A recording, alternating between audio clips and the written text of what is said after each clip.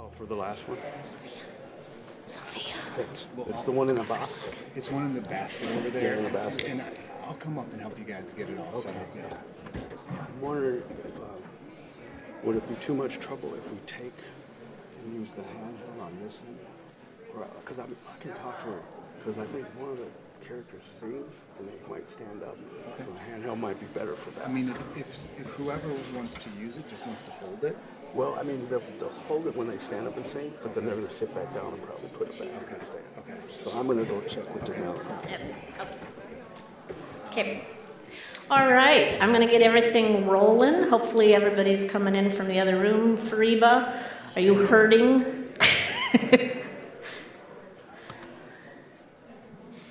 I am Mickey Morissette. I'm the publisher and editor of Minnesota Women's Press. We're very glad to kick this off. It's a huge, huge day for us. In addition to it, always April celebrating our anniversary as a magazine. We're now in our 39th year. I will honestly say that this has been probably the hardest financial year, harder than pandemic time because we had some support during pandemic. It's been hard, but we're going to get to our 40th anniversary next year, have a huge celebration for 40 years, and then just keep going. So we're doing it. We're going to have a lot to talk about today, and there's amazing people here, and I'm going to try to say as little as possible. So basically what we've been doing, I bought the magazine in January of 2018. What we've been starting to do more and more of is the aspect of, one of the taglines we have is media that makes a difference. Media can just be full of all the day-to-day stories, but everybody in this room knows that there's a lot of healing and trauma and healing that has to be done. There's a lot of trauma. There's a lot of mental health issues, there's housing issues, there's gender-based violence issues, and that requires a lot more from media and storytelling than just day-to-day headlines and then moving on to the next. So everything we've been doing the last couple of years has been really focused on the networking that leads to the people that are in this room, leads to some of the stuff we're going to show you and have you take home with you, leads to, especially this year becomes the year of discussions and conversations, taking our amazing content and first-person narratives from our networks and getting them off the page and into conversations around the state. I have started getting around the state, but we're starting to get some funding for that.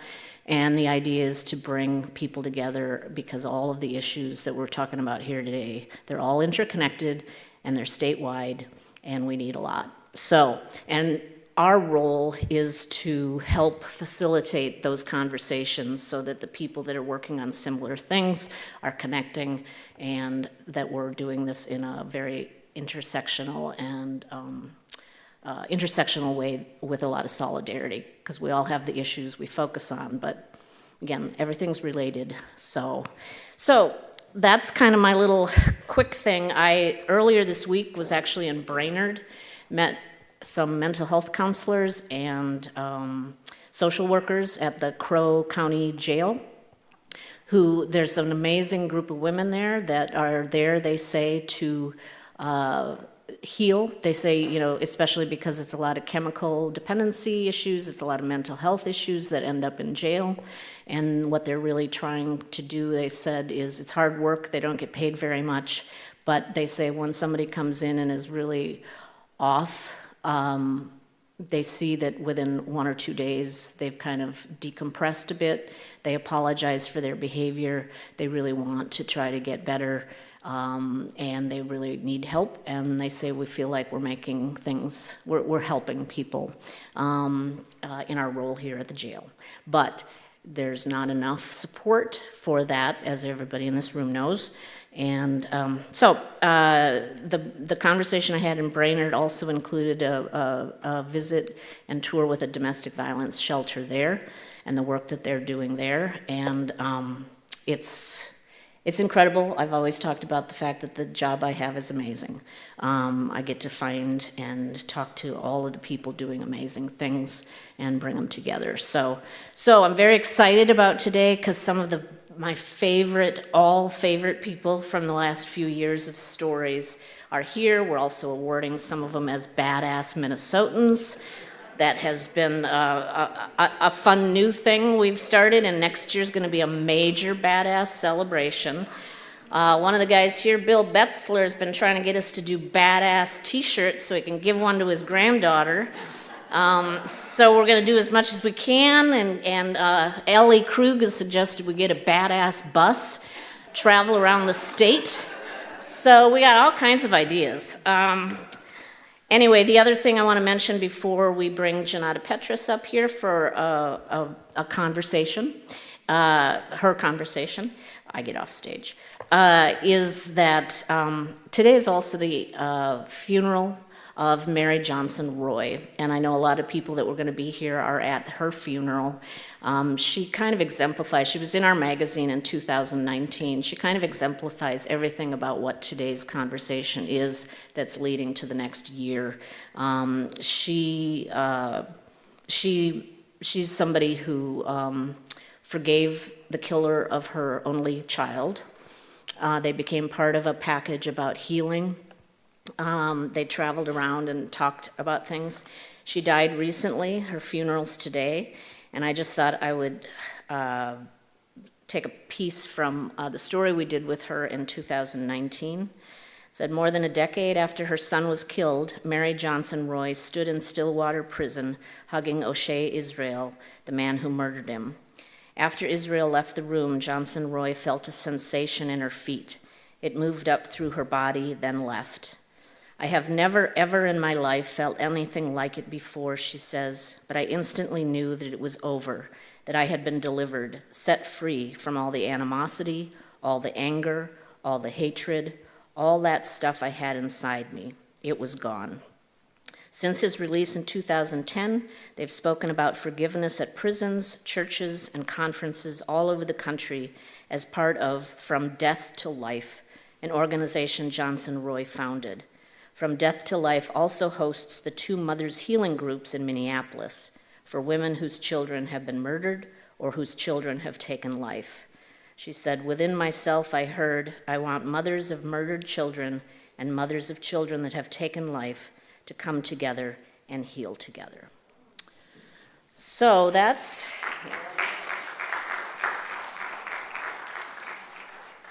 everything that we're starting here today with the people in this room, the people on live stream. It's recorded. We're going to be sharing it in stories over the next year. Really how to set up conversations and content differently. So that is my little prelude. And now I'm going to bring up Janata. There she is. Who, by the way, has, there's, as you know, a lot of tables in the other room. We're going to have breaks periodically. Step inside, find out all the things that you can. She's got a table there with art that she's selling and something else that she'll tell you about. So you want to come on up?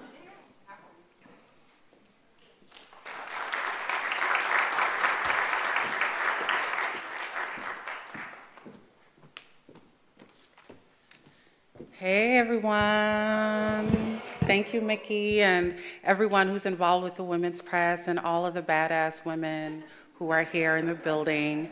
I'm giggling because I have a kid's book that has the word badass in it, and my daughter clutches her pearls every time that part of the book comes, which I will read that book to you because I felt it was relevant exactly to this day. So I do a lot of things within my creative and activism and organizing practice. But what has been interesting in the last, I would say, decade, my ministry has been about grandmas. And I want to acknowledge my grandmothers, who are both ancestors right now. Grandma Pearl Richards from Trinidad and Grandma Antoinette Petrus from St. Croix. And the reason I think I've been curious about that is, to me, they hold such multitudes of women and girls within them. I think our society tends to quickly flatten women, flatten femmes into elements of like, you know, domestic care, you know, oh, what do you do? Like we sort of erase women from their multitudes. So I think for me, as a person that's not a grandmother yet, except for cats, my daughter has 2 cats, and I am a grandmother of cats, so I acknowledge that part of my self. But yeah, I think to me, like when I look at women who are elders, I think and see and witness so much sensuality, so much clarity, so much wisdom, so much self-actualization. So I'm gonna share a poem that's more of like a juicy kind of hot poem because I just think, I don't know, maybe I got a thing for grandmas, that's another thing. But I also have a kid's book, which I'll be reading. But before I do that, I'll read this poem that was actually in a play that I did, I guess like 8 years ago now, with Lori Carlos, who is an amazing theater person who's also an ancestor now, and it was the last play she did before she became an ancestor. And yeah, it's, I don't even know. I think I called it Prayers for Pussies, which I think is a great title. And if you feel some type of way about it, we can discuss later. But yeah, so I will just read it. Okay. Come here, you rebel, come here. Grown women know that feeling of being a shuddering little girl under all that skin, all of that life, all of that holding, all of that gray coochie hair, and planted placentas under the tree the kids climb when hiding from your spankings. Under the pile of unpaid bills and expired lottery tickets, shuddering in your shadow, sits that little girl trembling for you. Wise and wild, quiet and unforgiving, indignant and quick, clitoris-driven, an emotional wreck, soulful perfection, and she's plotting on you. She wants you to hold her hand, watch her cry, bring her a bowl of red grapes and rub her smooth back, bring her her purple bicycle that she never got, never learned how to ride. You listening to me, women? Because I know you feel me. Don't matter. You could be the mother of a mother or the queen of your own block and your own ghetto. You could be mahogany-skinned, resilient to heartbreak, dispensed by careless and charismatic fools. And yet, as you innocently reflect on your life during your first morning piss, you start remembering things. You start thinking, remember when I was one hot heat, one red ferocious flash, one smooth sweet licorice, one free flying unknown? Then you remember being dethroned because you bled from between your legs without a need for a machete or malice, free wild blood, just sweet and red like Kool-Aid made by unsupervised children, witchy for no reason. How many of us thought we were dying when our blood came? That our wild would die, that we would have to stop whooping ass and terrifying little boys with our reckless reign of the jungle gym.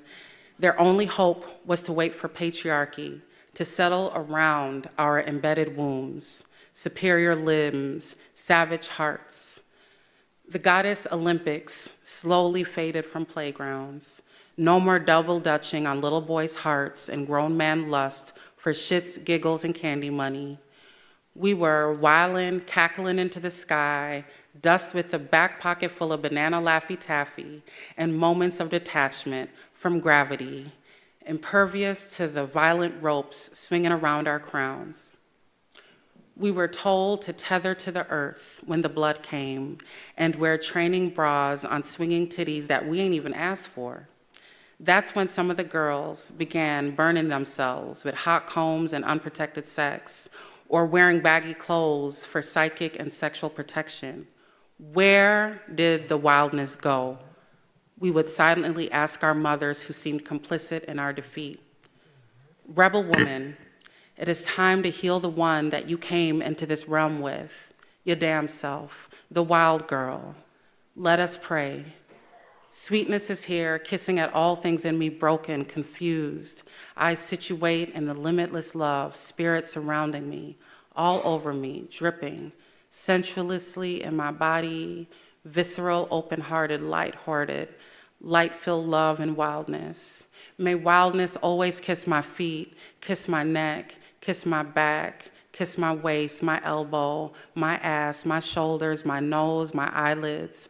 Loving on me is prayer. Loving on me is prayer. Loving on me is prayer. Loving on me, you hold space for goddess and magic in your skin.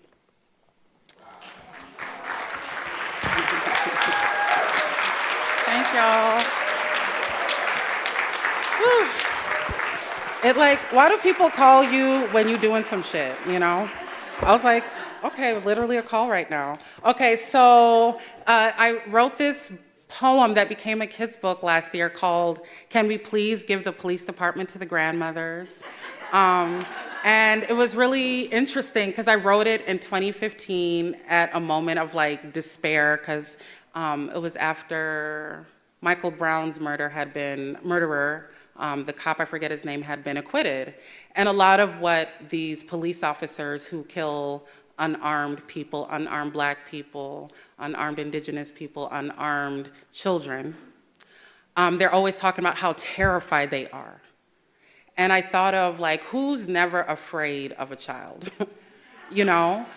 Who's able to always see the child? And I think about when I worked in Harlem at this community center, and there was a group of elders that would sit in front of the community garden next door, and all of these kids who were being consistently harassed by police, and we're actually given a lot of PTSD from just walking in their blocks and seeing police and being stopped and whatnot.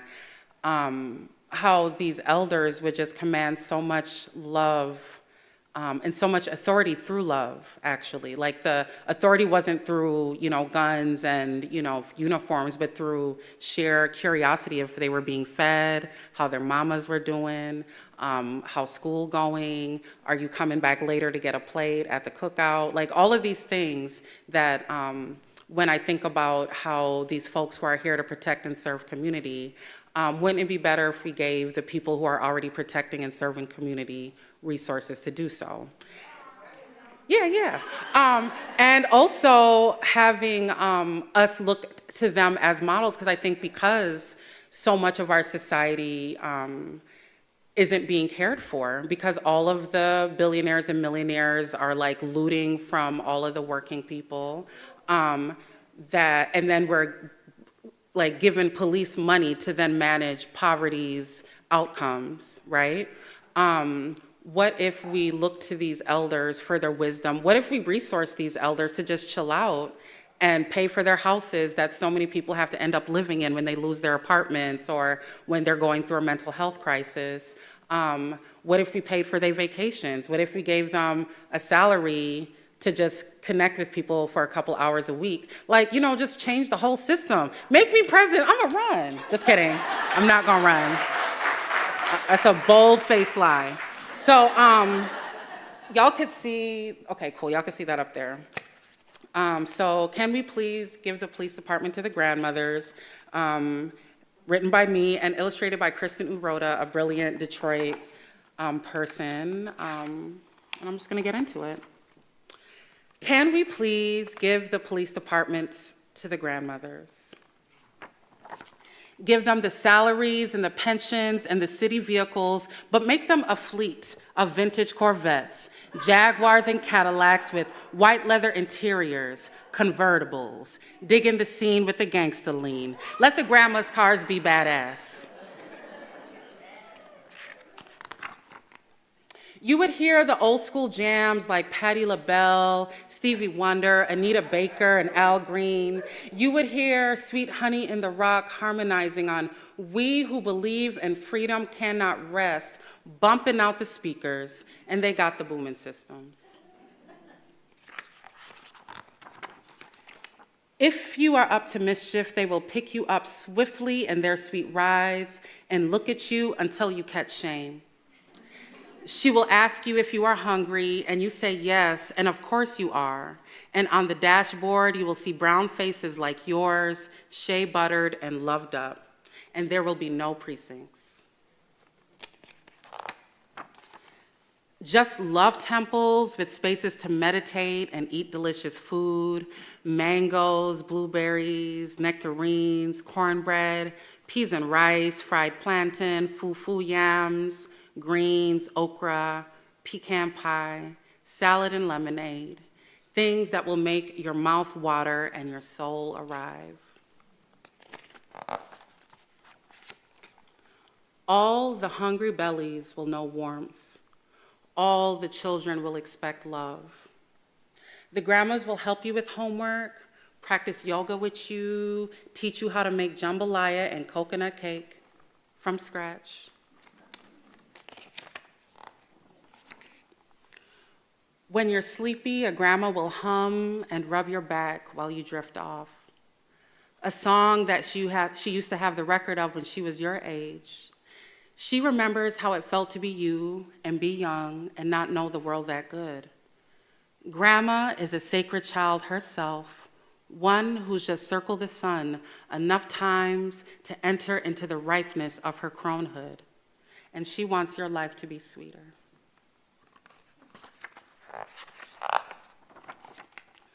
When you're wilding out because your heart is broke or you don't have what you need, a grandma will take your hand and lead you to her gardens.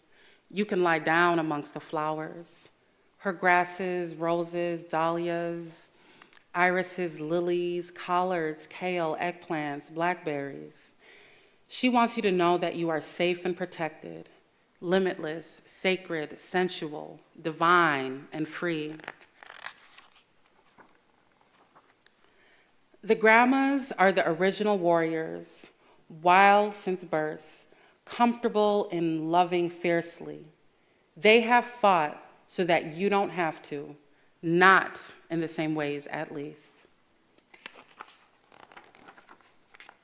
So give the police departments to the grandmas. They're fearless, classy, and actualized, blossom from love. They wear what they want and they say what they please. Believe that. There won't be noise citations when the grandmas ride through our streets, blasting Erykah Badu, Nina Simone, Marvin Gaye, Alice Coltrane, Jimi Hendrix, KRS-One, all that good music. The kids gonna hula hoop to it and sell them lemonade made from heirloom pink lemons and maple syrup. The cars will be solar powered with no carbon footprints. The grandmas designed the technology themselves. At night, the grandmas will park the cars in a circle so all can sit in them with the tops down. You'll look at the stars, talk about astrological signs, and what to plant tomorrow based on the moon's mood. They will help you memorize Audre Lorde and James Baldwin quotes. And a grandma will always look you in the eye and acknowledge the light in you with no hesitation. She loves you fiercely forever.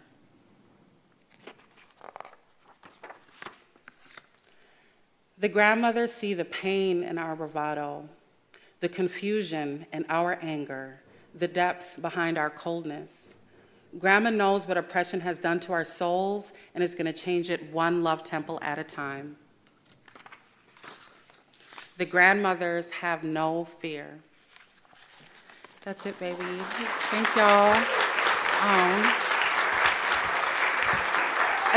Again, I'm so grateful that the Women's Press exists, that it's existed most of my life, that there's always stories in there that like speaks to what's happening locally, revolutionary, magic. I hope that this event is able to resource this amazing media source for gazillions of years to come. I think especially in a time where so much of our news is digitized, it's nice to have tangible things that we can pick up every month, see people who we know. I always see people I know who are doing great work. And thank y'all so much for being here. I'm gonna be in the other room later selling prints and also giving tarot readings if people are into that. And yeah, thank you for having me.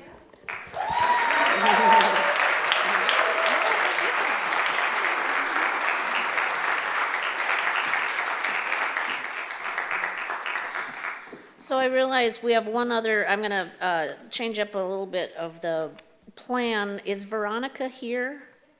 Oh, yeah. Okay, Ashley, do you want to bring Lydia in? Because Veronica's got a birthday party for her daughter this afternoon. So I want to make sure she gets in and out, and she's going to be our first badass.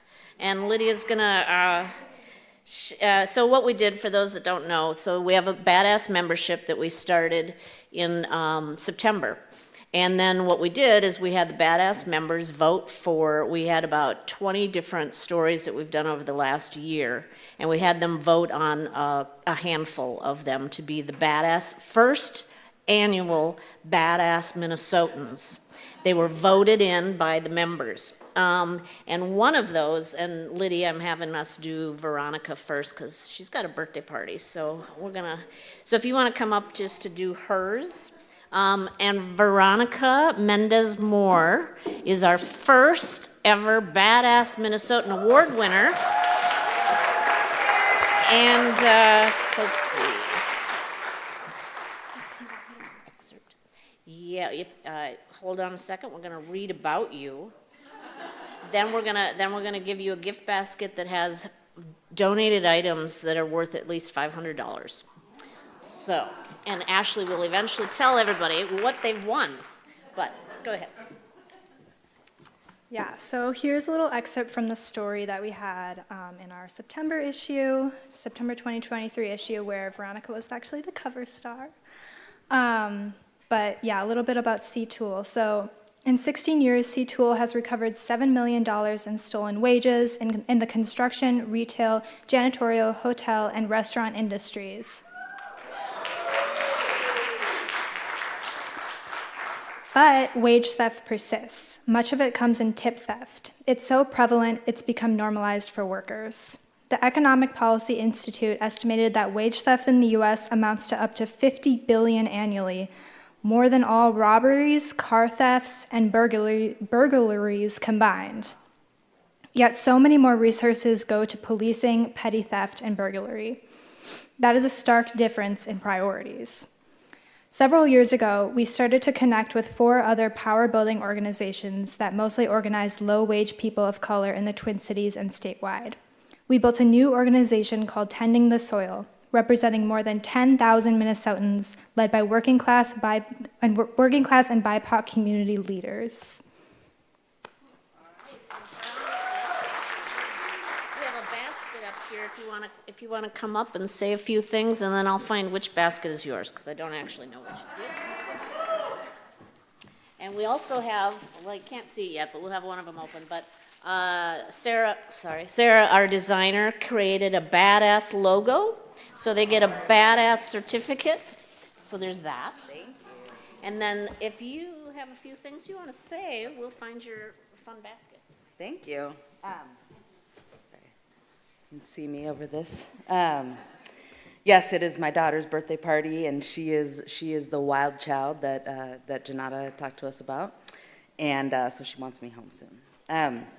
So I just wanted to share that, like everybody in this room, there are so many things I want to see for our communities. You know, higher wages, lower rent, an end to gender-based violence, and there's, so many more things, and not to downplay the importance of those, but I think the only way that we get there, and what I think is what we need to do, and what I'm proud of having done for the last 17 years at C-Tool, is to build and organize in communities for self-determination.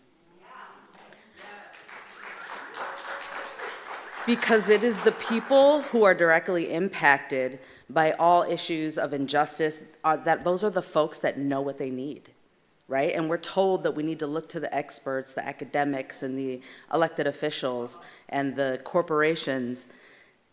That's not who the experts are, right? We're the experts in our reality and what our communities need. And that is what I'm proud of having built at C-Tool. I want to share a quick story about when we were in a campaign organizing janitors that cleaned Target stores, which we won. But the first day that we met with Target executives, it was me and a few workers who were part of this campaign who were getting ready to meet some of the most powerful people in the state. And they were scared, right? This has not been ever a part of their experience. And so we prepared, and I prepared this gentleman, Enrique Barcenas, who was a key leader, and we prepared for him to speak, and he spoke, and he did a great job. And at the end, I said, Enrique, how do you feel? And he said, well, at first, when we walked in that room, I felt scared because I thought, these are some of the most important people in the state. Why would they listen to me? I'm just a janitor. I don't even speak English. I don't have a degree. And then I realized that they were there because they had to be there, because we together are more powerful than them. And that's what I'm proud of, and that's what I want to see all of us continue to do in the years ahead, is build that kind of clarity and sense of their own power that folks in our community need to have. That's how we win the big stuff. That's how we make the changes. That's how people can live lives of dignity and joy. So thank you for this award. And yes, let's go organize.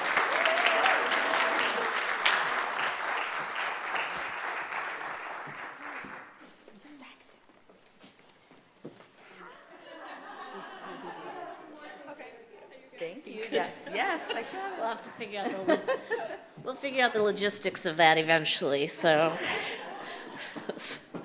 All right, now I'll go back to our previously scheduled plan. Happy birthday, daughter. Okay, so the next thing that I want to do is bring up a few of the people that have been involved in creating. We have copies of these in our table in the other room. We have been working on putting the stories we've been doing about especially gender-based violence into an 8-page document with discussion questions and action steps, and this is one of the things we want to take around the state. One of the things I've been saying is that I'm not going to retire until we've eliminated gender-based violence in Minnesota.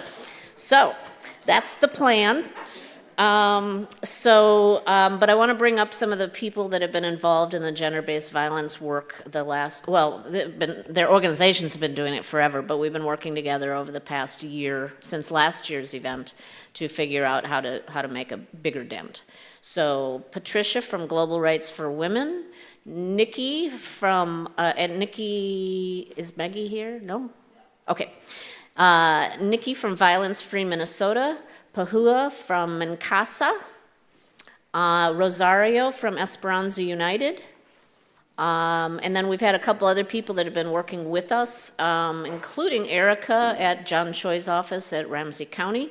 And I'm going to have those that want to say a few things about what they wish Minnesota was doing differently around gender-based violence. And again, there's a lot packed into these 8 pages that were beautifully designed by Sarah in our office. So who wants to go first?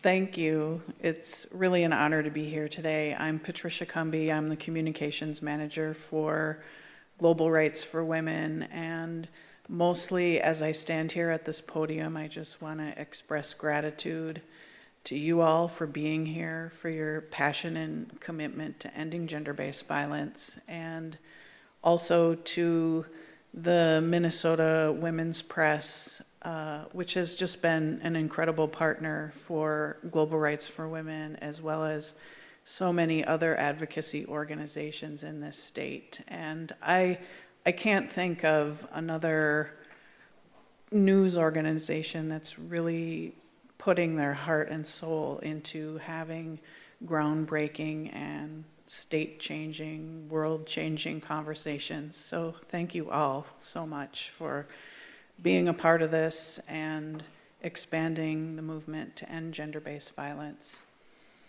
Global Rights for Women is headquartered here in Minneapolis, and we work at the invitation of partners from around the world. And next year we'll be celebrating our 10th year. We have done 48 on-the-ground projects in 30 countries, including the United States, focused on legal and systems change work to address the needs of survivors. And we do this work by centering survivor voices and asking everyone involved in the work to look at gender-based violence from a survivor-centered and trauma-informed lens. And this is the work that we do around the world and here in our home state. Last year, we released a report that we had spent 2 years researching the Minneapolis Police Department's response to domestic violence. As you can imagine, we identified a number of gaps in terms of how survivors are treated when they reach out for help. So our work, I think, as this group assembled here, is to hold these systems accountable so they are treating people with the respect and human right and dignity that they deserve when they reach out for help. So I would like to conclude by, again, thanking you. I think that, you know, every day we learn so many devastating things, and there's a lot to do in terms of addressing systems change, but we carry out our work with a lot of hope because of people like you, and it's been a real honor to be part of putting this guide together. I really hope that you take the time to look at it and ask yourselves the questions and do some of the things that we need to do to improve the response to survivors when they reach out for help. So thank you again for having me.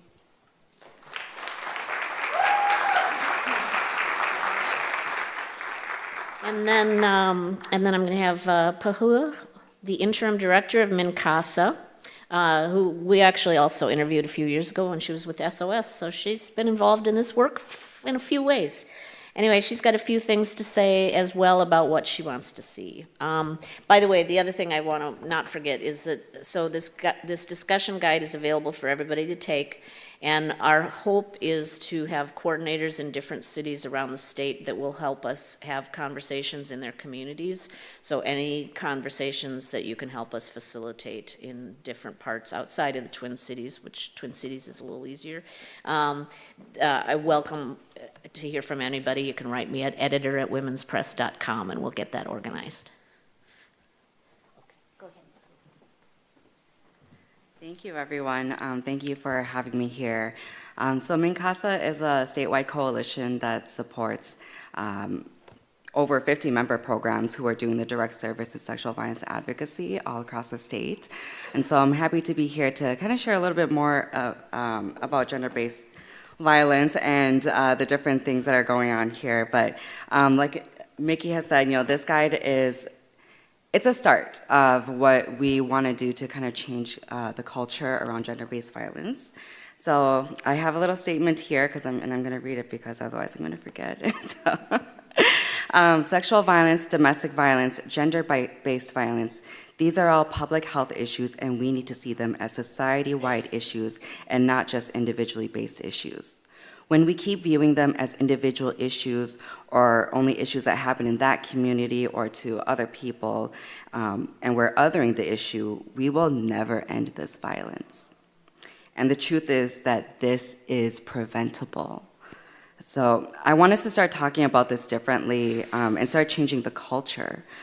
Prevention is more than just educating children and young people. Our young ones are raised by adults. Our young ones are at the hands of the systems built by adults. Our young ones, when they learn about violence prevention at school, will come right back home to where the adults will use violence. And that violence doesn't just look like physical violence. It could be emotional, it could be financial, it could be sexual.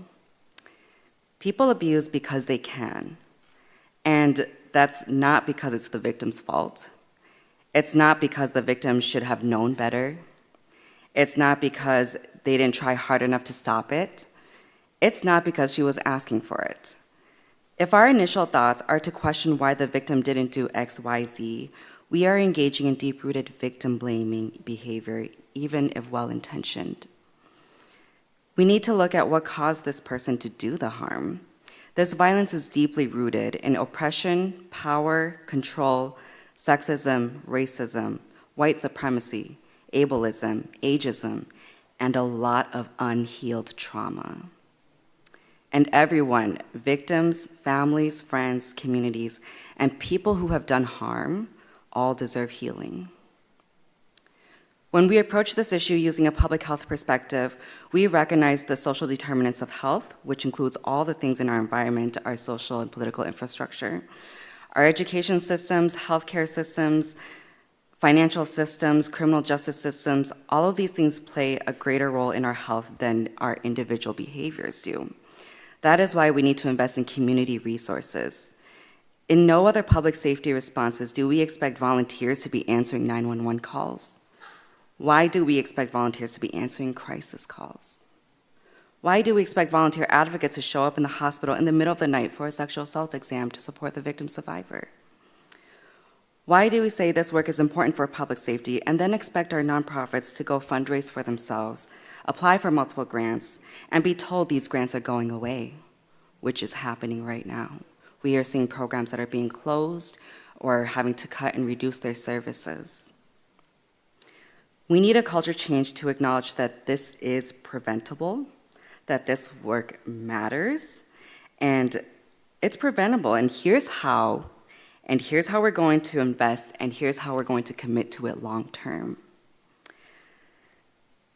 So I hope that we can have these dialogues today and really envision and believe in a world where this is possible, because it is. And it starts with a little bit of work here, a little bit of work there, but I want us to really engage in that. And so this is just really the beginning of it, and hoping to spark different conversations, because this work has been around for a long time, way before my time. And what I don't want to see is that, like other people have said, 25 years from now, are we still going to be in the same place? So these conversations start with us, with the people in this room, for us to have this conversation within our communities, within our families, within our peers and other people, and to really shift the culture and shift it away from these individual issues to really acknowledge the impact and the responsibility of community members. So, thank you.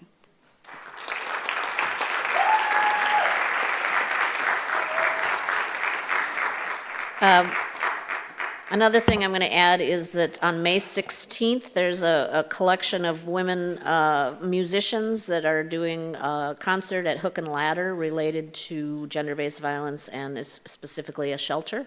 We're part of a promotion for this. So May 16th at Hook and Ladder. Nikki Engel is with Violence Free Minnesota. Guadalupe Lopez, who was also with us here last year, was planning to be here, but she has a very high temperature. So Nikki is kind of on the scene, ready to say a couple things. All right, can you hear me? Okay. My name is Nikki Engel. Pronouns are she, her, hers, and like Mickey said, I work for Violence Free Minnesota. We're the sibling coalition to MNCASA that Pahua just spoke from. So we represent about 90 member programs in the state of Minnesota, all of the community-based advocacy programs that serve victim survivors of domestic and sexual violence. So I'm here kind of representing them in Guadalupe's stead. I just want to say a couple of things. One is that one of the things we do at Violence Free Minnesota and have been doing for 35, I believe this is our 35th year, tracking intimate partner violence homicides in the state. And so in the next room, I have a table with some of those reports. You're welcome to take a report or two and see what that looks like. But it's both a way that we memorialize the victims of intimate partner homicide and make a call for recommendations, right? What needs to change in the state of Minnesota to eliminate intimate partner homicide. And so one of the things that you will see if you look through this is Minnesota Women's Press did a long excerpt from a press release that we did after the Burnsville shootings, the shootings of the 3 first responders. I live in Richfield, Minnesota, so pretty close to Burnsville, and so, just going about my day, I kind of witnessed the way, the response, the public social response to the homicides. And at the coalition, we were frustrated. We were frustrated is the best maybe word to use. We didn't begrudge the public outcry, the public mourning of those 3 first responders. No one should be lost that way, right? But our question was, why is this not the response to the homicide victims, right? There was a period, last year was the highest number of intimate partner homicides since we've begun tracking. 39, we're at 39 for last year. Sometimes we don't find out information that someone else should be included in our count until later on, so that's why I say we're at 39 for last year right now. Highest year we've ever tracked. There was a period of 2 weeks last summer where we lost, I believe, 8 or 9 people in 2 weeks, right? And there's just no public outcry akin to what those 3 first responders received. So again, I hope that you read that statement. I'm seeing a lot of nodding. We don't not want that response for folks who are killed as they're doing their job. No one should ever be killed doing their job, right? But at the same time, the victims are also as innocent as folks who went to work that day and didn't come home, right? And so it's part of the kind of social change, right, that needs to happen. And so as we were working with the Minnesota Women's Press and Mickey on this guide, something we kept coming back to was, yeah, there are lots of conversations we need to have with folks in our systems, and we do that work every day. Advocates do that work every day, talking to folks in the system about what needs to change, right? But also, what are the conversations we need to be having around our kitchen tables, right? How many of us can go to work and have conversations around changes and reform in these systems, but maybe can't go home and address the things that are happening with their parents, right? Or in their own families of origin or in their own relationship, right? This is something that gender-based violence impacts all of us, right, in all of our families, whether or not it ever results in a homicide. And the other thing I just want to say is that for the past few years, Violence Free Minnesota has really been arguing that survivors deserve more options. The options we give survivors right now are the criminal justice system, right? Call 911. Right? Go this route, and we have advocates that are well skilled in helping survivors try to navigate that system, right? Or it's reach out to victim services, right? And jump through this hoop, do this, go to the county for this, right? Try to get your needs met in all these different ways. But that's kind of it, right? Those are the only options we give survivors.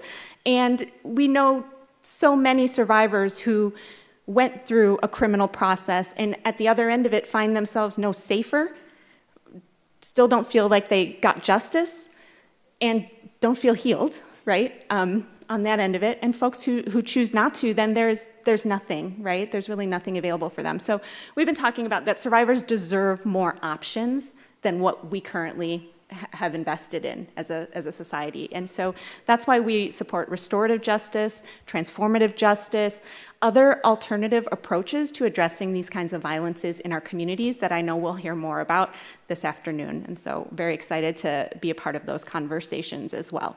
So thank you.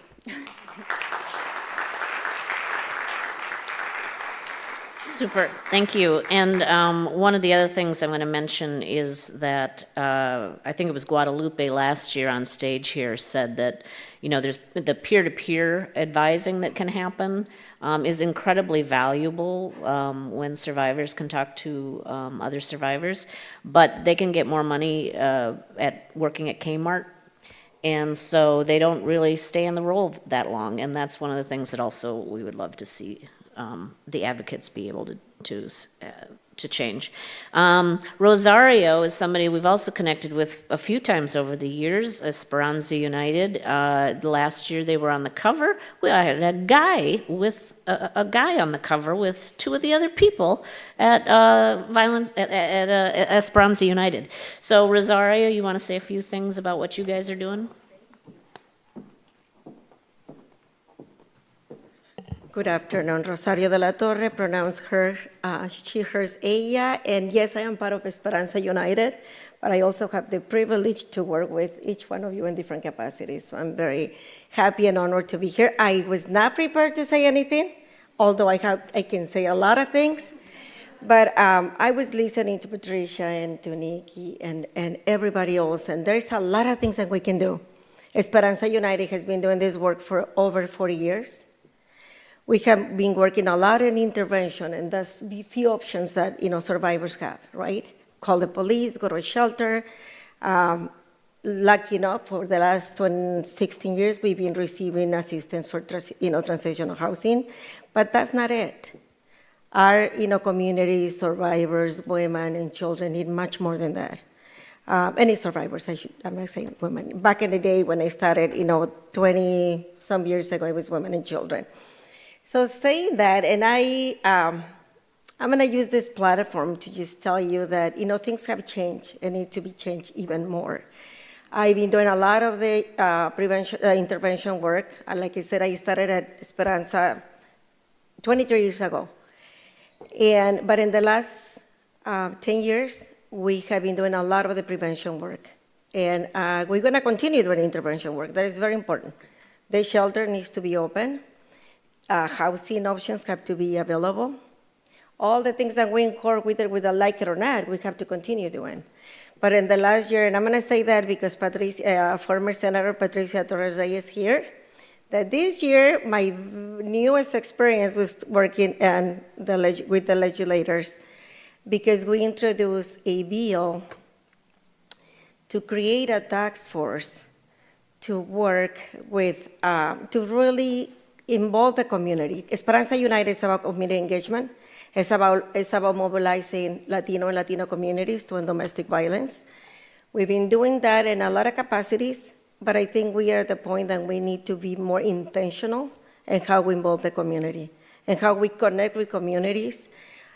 So yesterday around 3 o'clock, the Senate approved our bill to really move forward. We just need to find the money. So now I have to put pressure and say, okay, we pass it now, where is the money? And the bill, what is exciting is that I started an intervention, and I think I will continue to do that. But I also know that prevention is so important, right? I remember my 6-year-old boy back in the day, my husband was deployed. And I use that example in one of the interviews with the Women's Press, that my husband was deployed, and we have a lovely family, huge family, right? And my father, who was a lovely man, says to my son, "Okay, mijito, your dad is gone, so now you are the man of the family. You have to take care of mom and your sister." And he was like, "How?" And he never talked about it until we went to a conference, a Call to Men conference, and they talk about the men box. And by then, he was probably 16, 17. And driving home with two of his friends, he says, "Wow, Mom, I never realized how hard for me, what is the responsibility that society has put on me." And my dad intended well. He was an amazing person. But, those are the things that we need to change. We have to really change the narrative. We have to get our community involved. We have to we need the community to really be part of the change and help us to not be Esperanza United, not be, Mencasa and all these community organizations who do the work. But we need to start creating prevention approaches, and I don't say programs, I said approaches that really help us to raise our children, our society, our families to have conversations and really, we just talk about it when my sister and my colleague and my niece is here today, that, change how we grow up, how we've been raised, and teaching our children that it's okay to talk about those things, that it's okay to not feel like you are in that box, the men box, that it's okay to have feeling and to say, I'm not going to be the man of the house. I'm 6 years old. What are you talking about? And to do that, we need to do initiatives like we have passed this year, to have the community inform us, to have community members and systems to really go out and interview people and ask them what, somebody talk about realities of survivors and communities, and base our approaches, our programs, our models, and the realities of our communities. So we don't have the money yet, but we know what we want and what we're looking for. So through these platforms, through these groups, we're going to continue to push for that. Intervention work is important, but prevention work is very important. Last year was very difficult. We have 39 people who lost their lives. 2 were very close to me. One was a community member who her mom was very active. And that really moved us at Esperanza United in our community. But the other one was a guy I had met when he was 7 years old. And it was not this traditional situation of domestic violence. He was a collateral because he was there to defend his sister. And I think I remember getting all the emails from Joe. And it just never stopped. Never stopped. I will be called, emails like 3 emails in a week probably with new people who lost their lives in the hands of an abuser partner, or trying to do something to stop the violence. So we cannot have 39. We cannot have 20. We cannot have one. It's a lot. I just want to invite you to be part of this movement. We can do a lot of things. We can be involved. And we can really make changes, starting with our little ones. And I love the book, by the way. I don't know where she is. But yeah, your book is amazing. Thank you.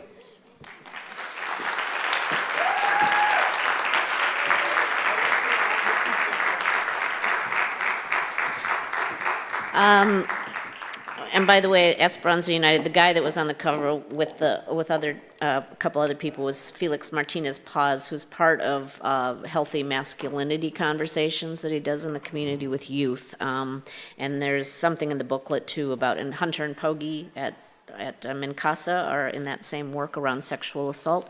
We're looking to do more conversations with men as well. So, because they're important too. What I'm going to do now is one of the things that's also in this is related to the Survivors Justice Act and the fact that it would be good to have trauma-informed sentencing for people who have suffered from gender-based violence, sexual assault, and other things that affect them. And to kind of show the impact of some of that, Danelle's team is here to start. You want to start setting up, Danelle? And then they're going to do a little reading from her play Secrets. She'll explain a little bit about how it came to be. The cast is going to perform from the play, which is about trauma that impacts a majority of women who have been imprisoned instead of healed at Shakopee.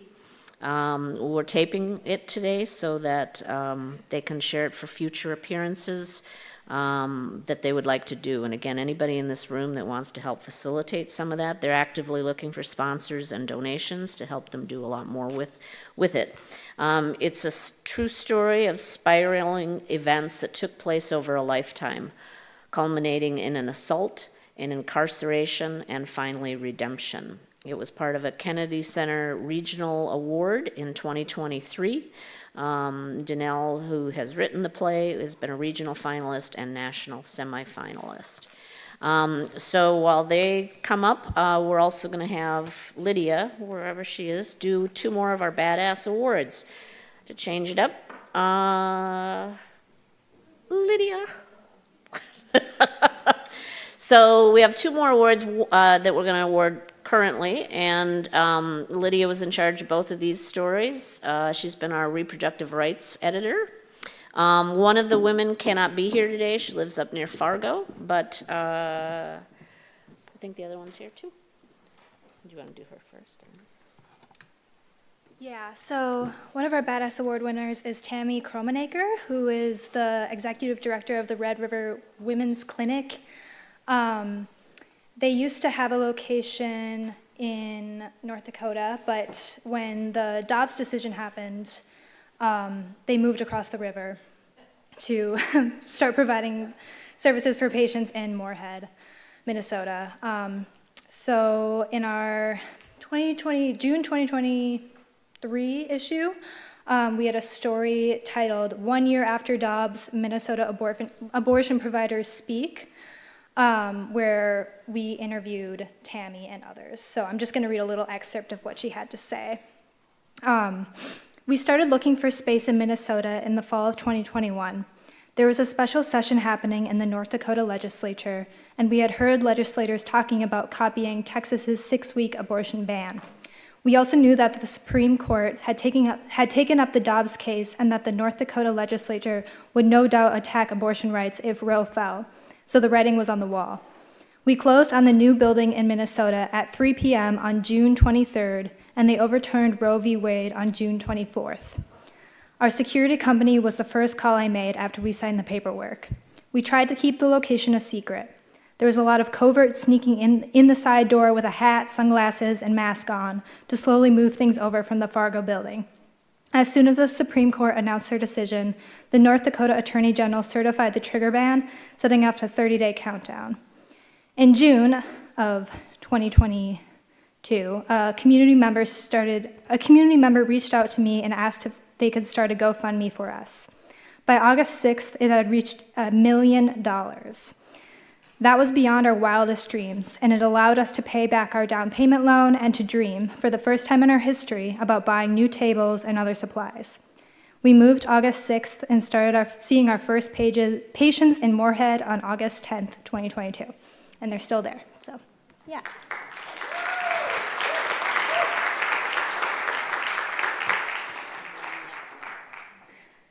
Yes, and so another one of our reproductive justice Badass Award winners are our Justice, who are in the house. Yes. So this is another excerpt from that same story from June 2022, where we interviewed the team at our Justice, and here's what they had to say. It is true that Minnesota is a travel hub for abortion care, and it's also true that we're not seeing a huge increase in requests for the funding, which tells us that what we knew was going to happen is happening. The impact of these decisions is disproportionately falling on poor people and people of color, people who don't have the resources and people who don't believe that they could find the resources to make dignified choices about their bodies. If you have lived your whole life believing that you're not entitled to safe, just, dignified health care and the resources to access that, then you're not going to look for it. We're really trying hard at our Justice to advertise our resources heavily, and we want to make it clear that not only is abortion legal here, you deserve to access it, and there are people here to help you.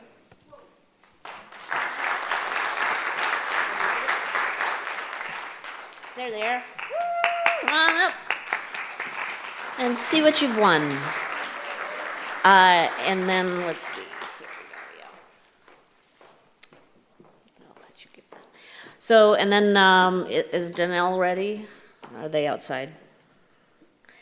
And then we're gonna have the performance by them in a few minutes, and then we're gonna have a little bit of a break. But let's let our Justice talk about what they do.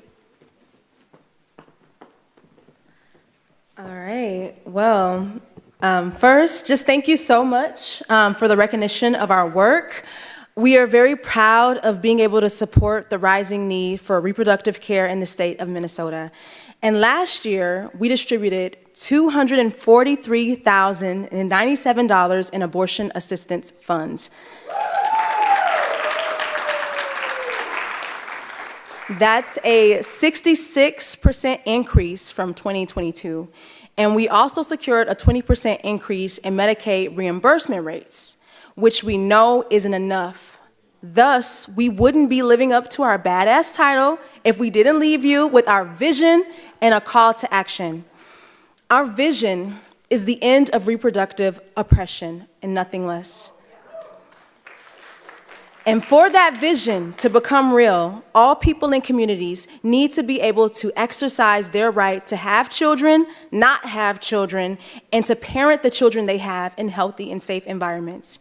And we can make this happen by educating ourselves, our communities, our policymakers about the barriers people and families face. Therefore, I encourage everyone in this room to open your phones and go to our website, ourjustice.net, and sign the petition telling legislators you support them in funding clinics who support birthing people and making the best reproductive decisions for themselves. Then go to your social media or your messages and forward the petition to those you can count on for support. Also, I would like to invite you to purchase a ticket to our Fundathon event, which Leah is facilitating on May 4th. And we're trying to reach our goal of $175,000, which will pay for abortions and lodging for Minnesotans and people traveling to Minnesota for care. And I'll leave you with this.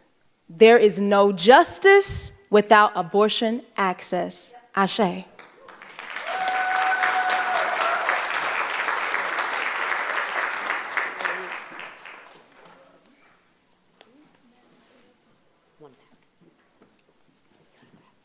Okay, all right. I'm gonna have Danelle's team is gonna come up. We're gonna, Ashley, have you come up after the break, just so you know.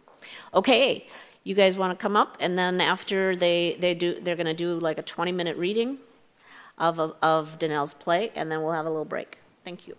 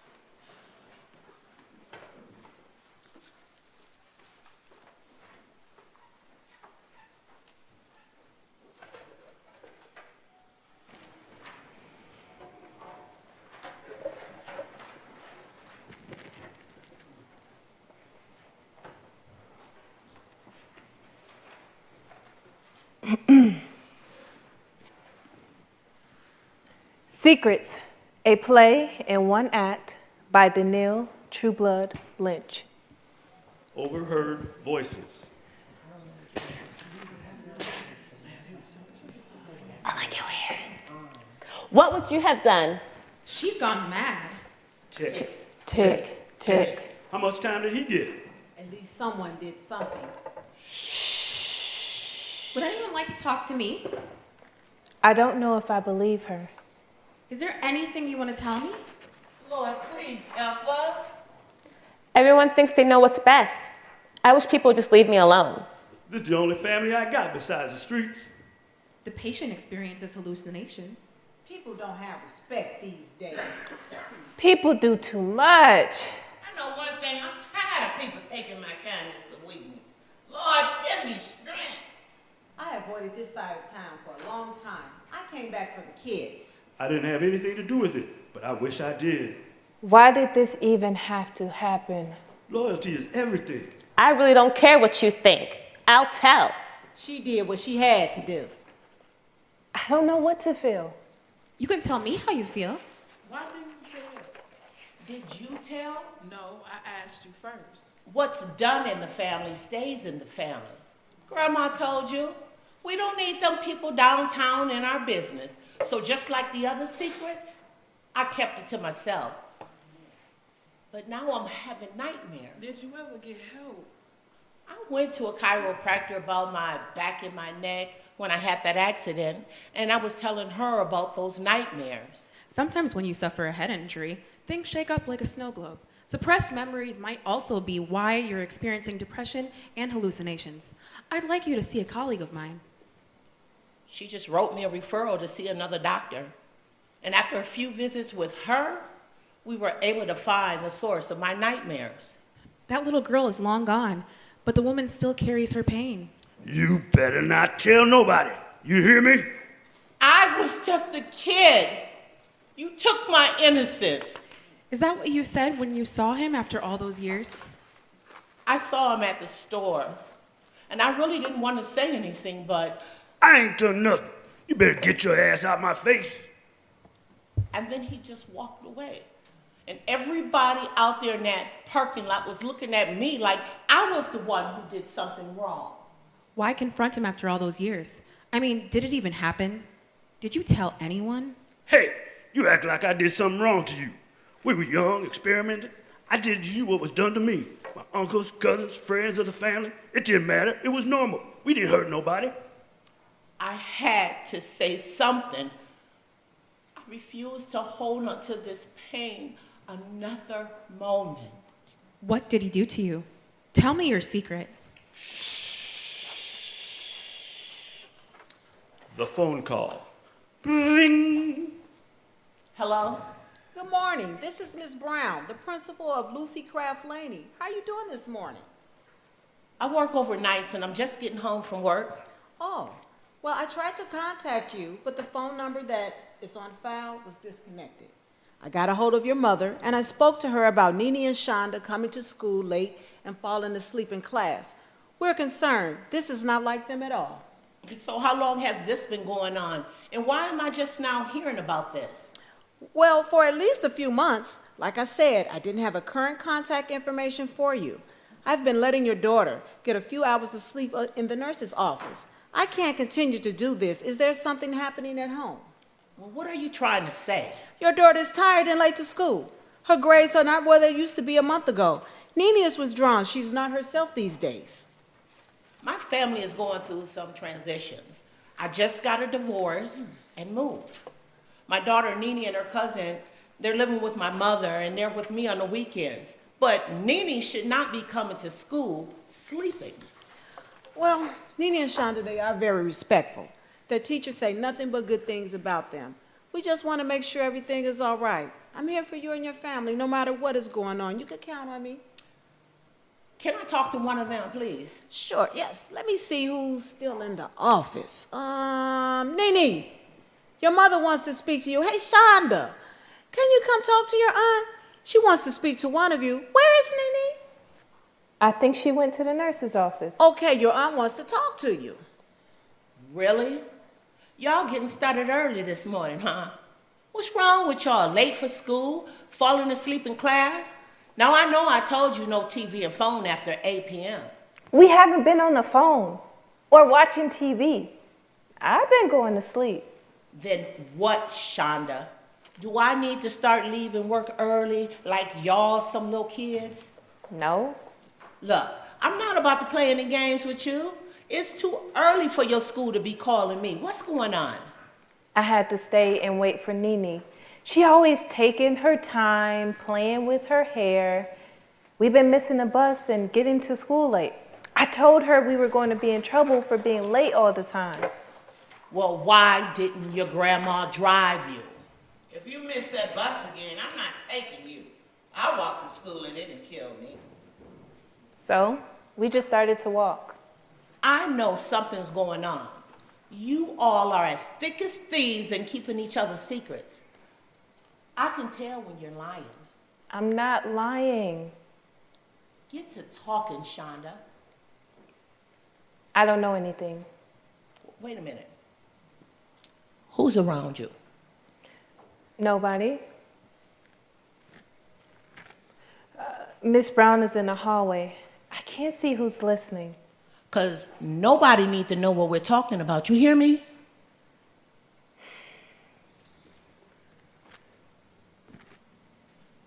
Talk to Nene. I think Miss Brown is listening at the door. Plus, they ask us questions that don't concern them. Like what? Grown folks questions like, Who's at home with you at night? Who else lives with you and your grandmother? Are you safe at home? Do you have food? they keep asking all the questions that you said not to answer. Shonda, don't you say anything else to nobody. You go on to class. I'll see you when school is out. You hear me? Don't talk to anyone. Now go give Miss Brown the phone. I'll talk to you later. Oh, wait a minute, Shonda. Yeah? I know that the two of you are hiding something. You're not in trouble. But we don't need the school or anybody else in our business, okay? Okay, do I gotta answer any more of their questions? No. You still wanna talk to Miss Brown? Girl, go put Miss Brown on this phone. Okay. Yes. Hello, Miss Trueblood. I wanted to let you know that if you need any help at all, please let me know. I'm more than I happy. appreciate your call this morning. And yes, if I need any help, I'll reach out to you. But Miss I really have to go now. Thank you, Miss Brown. Goodbye. So, Shonda, what'd she say? Nene, you think she gonna whoop us for coming to school late? I don't know. Depends on what you were talking about, because you sure were on the phone for a long time whispering. I'd rather get whooping for being late than being around when my mom blows up. I really hope you didn't say anything. We gotta stick together no matter what. Nene, you have to tell. Tell who, Shonda? We can tell Grandma. Like, what's she gonna do? Run to church and have her people pray for us? Keep us in the house and make us pray with her? We can tell your brother. Or Trouble. Yeah, never mind. That's worse than telling your mom. I don't want to keep secrets. This is one of the ones that you need to tell. Look, just go to class and don't think about it. And don't say anything to nobody. Look, I'll see you later at lunch. I just don't want my mom or your mom to know. So keep your mouth shut. Or I'll tell everything. Remember what happened at the tower? You want your mom to find out about that? Yeah, because then you'll be mad.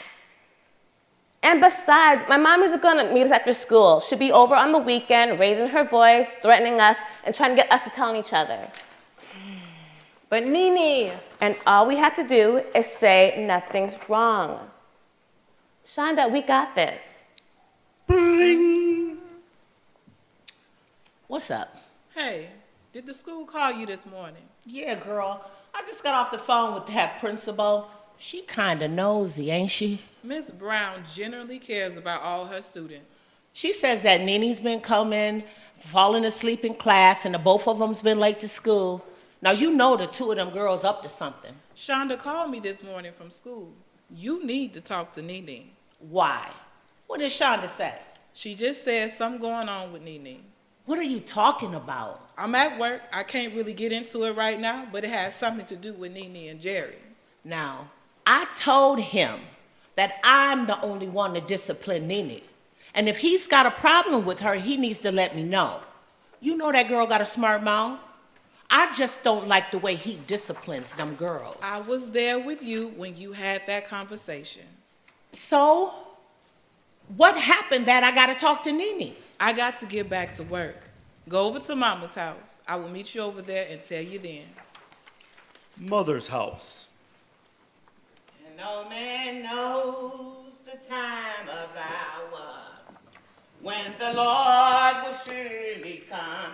That's why you got to get your house in order. Don't let him catch you with your house undone. I wanna be ready when Jesus comes. I wanna be ready when Jesus comes. One day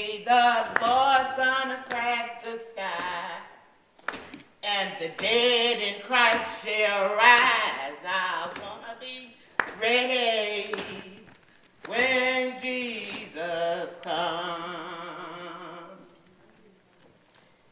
Hey, I just got home from choir rehearsal. I didn't know you was gonna be here. When you coming back to church? You know you ain't been a while. I'm just supposed to meet my sister over here. But I need to talk to you because I'm not in a good place and my mind is everywhere, Mom. Ain't nothing that God can't fix. The girls school called me this morning talking about Nini's falling asleep in class. Did you know they ain't sleeping? I don't know what they be doing at night. I can't stay up and watch them. Now, I told them what you said about staying off them cell phones and watching TV. So, what are they doing at night? I don't know. One night, your daughter was up doing her hair at 3 o'clock in the morning. Lord have mercy. Mom, has Nini been sneaking little boys in this house? What are you talking about? Something's going on with her. And I don't want to jump to any conclusions, but, Mom, she's got secrets. You know how those preteens are. Call the pastor, talk to the deacons, and tell them what's going on. He could... No, I don't want them people down at your church knowing my business. Well, you should have told somebody when it happened to you. You were 23 years old when you told me what Jesse did to you.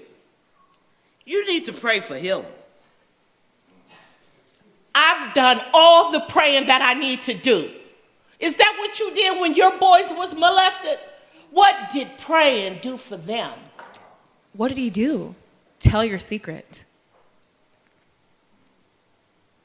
I was 6. I was 6 years old, and I thought it was normal. I remember my stepbrother would come into my room and he'd wake me up. He'd take me downstairs into the basement.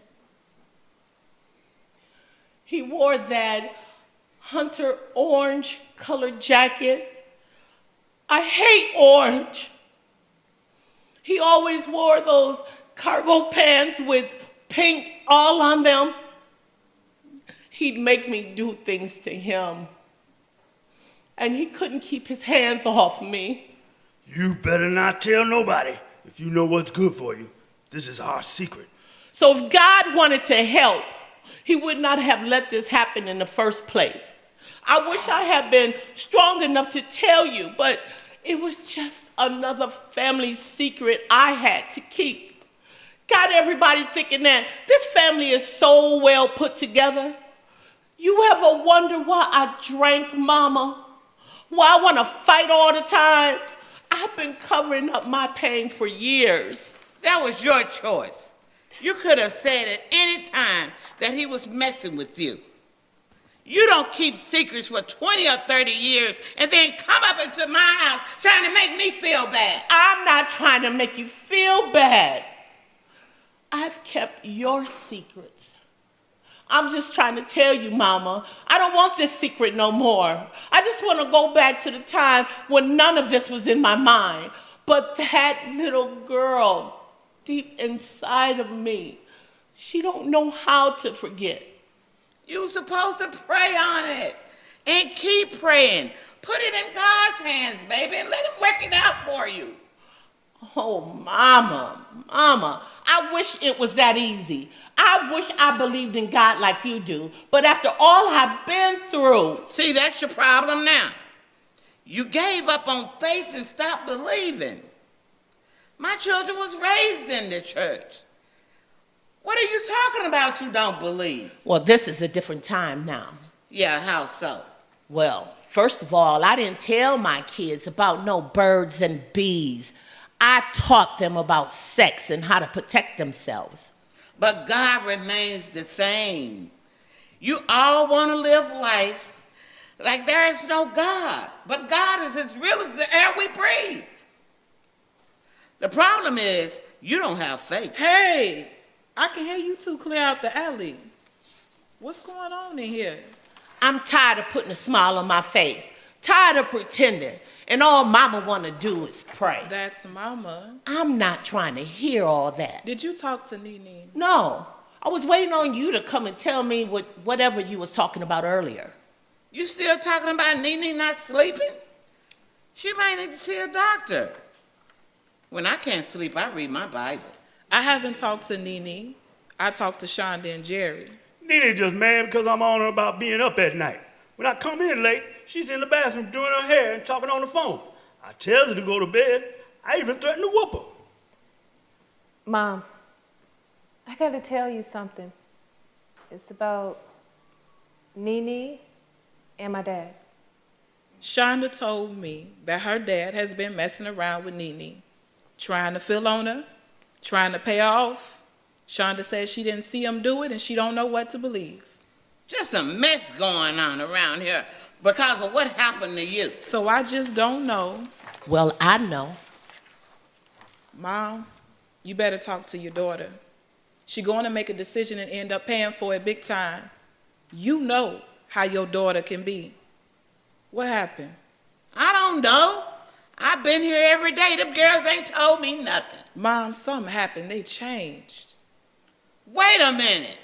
Wait a goddamn minute. You telling me somebody been messing around with my grandbaby?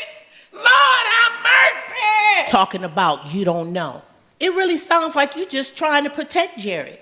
I thought something was wrong with him, but I ain't saying nothing because that is your man. I'm not protecting him. I'm trying to get all the facts. Yeah, right. Mom, have they been sneaking out, up late, talking on the phone? Heifer, before you do anything, just find out exactly what happened. Well, let me tell you what's going to happen. Just wait. You don't believe that he did it. And there's no doubt in my mind that he did. That's what men do. All I'm saying is, let's find out what went on. It's time for some family therapy. I just want you and Nene to get some help.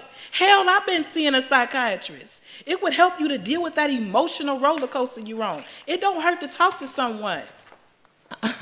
Girl, I'm not about to go lay down on some random white woman's couch and tell my entire life story. For what? What could she tell me about being a black woman? Not a damn thing. All I'd be doing is paying to send her kids to college, paying for that mortgage. I don't need the system. Well, you need to stop and think. How many black men are locked up because little girls say they have been raped or molested? You know girls cover up the fact that they've been messing around with little boys. They don't want to get in trouble. They be saying, I don't like boys. I'm still a virgin. They're at that age where secrets are like money to them. They get it and spend it for leverage. Tell you and me anything not to be found out. I had after-school detention. I stayed after school to get help with my math. Hell, I kept a lot of your secrets and you kept a lot of mine. Yes, something's happened, but don't presume it was what was happened to you. What's done in the dark will come to light. Absent fathers, unwanted assistance. Be careful who you talk to. Grandma made me promise that I wouldn't tell. I made Nene promise that she would talk to the counselor. Nene, what brings you here? I told someone I'd see this counseling thing through. This is a safe place. Have you ever seen a counselor before? No. Whatever we talk about stays right here. I'm going to ask you a few questions and take some notes. Do you feel safe at home? Yes. Can you tell me more about why you haven't been sleeping at night? I'm just not sleepy. I can relate to that sometimes. My sleep patterns are disturbed. Be careful who you talk to. Let's talk about what's bothering you. We can talk about whatever you want. Now, tell me about your mother and father. Are they strict? Who? Your parents. Why are you asking about my parents? I thought you wanted to talk about me. Just to get a little family background. Then you should try asking the family. If you could wave a magic wand, what positive change would you make about your life? I would wave it right now so I wouldn't have to be here. You seem to get so angry when I ask that question. You're irritating and nosy. We all have problems or challenges that we must face. Look, I don't like talking to people, okay? What is it about people that you keep disliking? They keep asking questions and try to get up in my business. Hello, Shonda. I'm going to ask you a few questions and take some notes. Answer them to the best you can. There are no right or wrong answers. I like your purse. Thank you. Is it a real Coach or a knockoff? It's probably fake. Now you got money. It's a knockoff. I'm pretty sure it's real. How have things been for you at home? I like being home. Is there a reason why you're living with Nell? I mean, your grandmother, and not with your mother or father? Be careful who you talk to. I like being with my cousin and my auntie. Your mother and aunt, do they work a lot? My mom does. Talk about work. So do you have to have a degree to ask people questions? Yes. I have a doctoral degree in counseling. You make a lot of money? My mom's a workaholic. I can get anything I want. But my mom is kind of cheap. Ugh. She works for the government. Not me. I'm going to be my own boss. So no one is telling me what to do. I just need to figure out how to buy me a car and get my own apartment. Can't wait to cash me a big old check.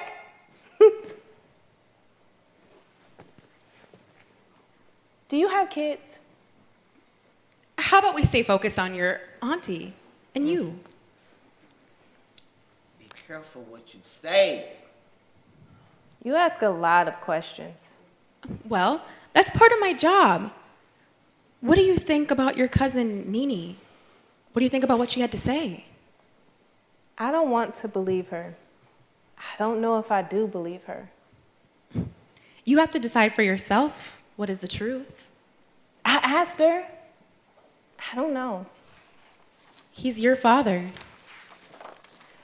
I don't want to hurt anybody. Nell's the one who's always been around. Like when they pick on me at school, they like to talk about my hair. They say I look funny and that I'm ugly. I don't have friends at school, just my cousin. It's not many people who will take up for you.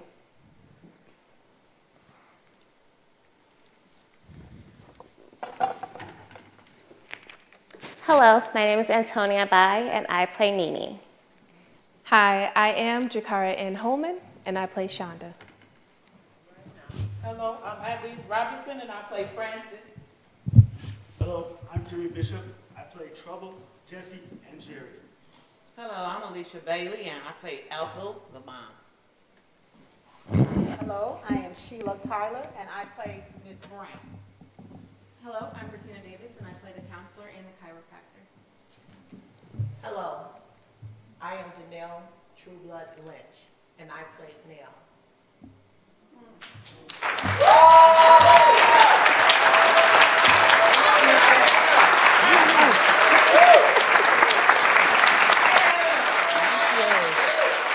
Thank you. Thank you.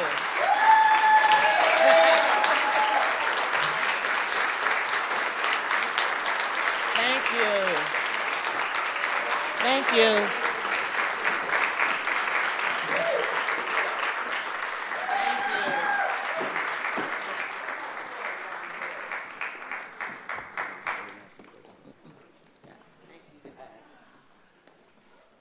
We just want to thank everyone for coming out, hearing our little insert of Secrets.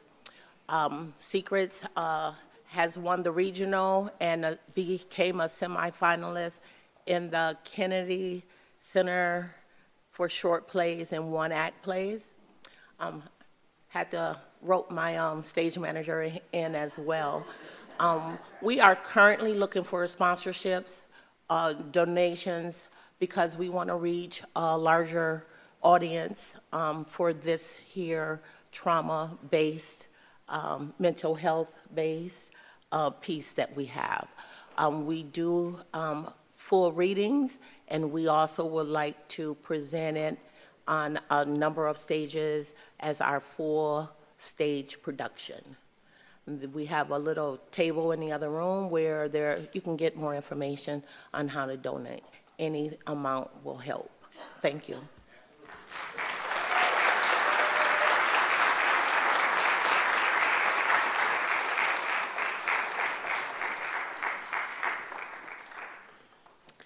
Thank you. I'm glad we could finally do that, Danelle. We're going to take a little break. I think it's good time to take a little break. We'll come back here, let's say 10 minutes, 2:05, and then we're going to talk about politics.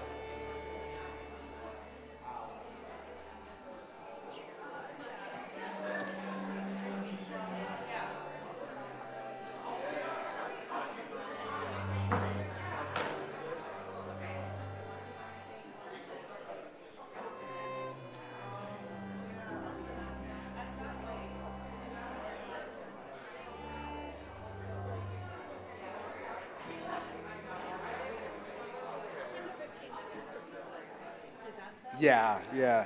Well, I'll turn this on and you'll be able to see them here so you don't have to keep doing that. Oh, great. I did take notes, but that will be good okay. because then I can use my notes and that. Yeah, and yeah, I mean, I'll try to, are there clear cues or, I mean. I could just say next. Next slide, yeah. Yeah, that probably be. Yeah, that totally works.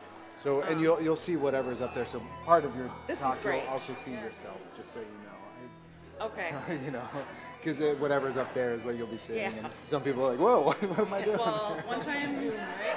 Yes, we do right, Zoom, right. but yeah, one time I spoke at the New York City Women's Breakfast, and there were like, I can't remember how many thousands of people there, and they had these mega prompters around the room. And so when I looked out at the audience, all I could see was my own face. So that was like, I was just like, just look at the audience. Don't look there. So I think if I made it So through that, little I could handle this. screen, yeah.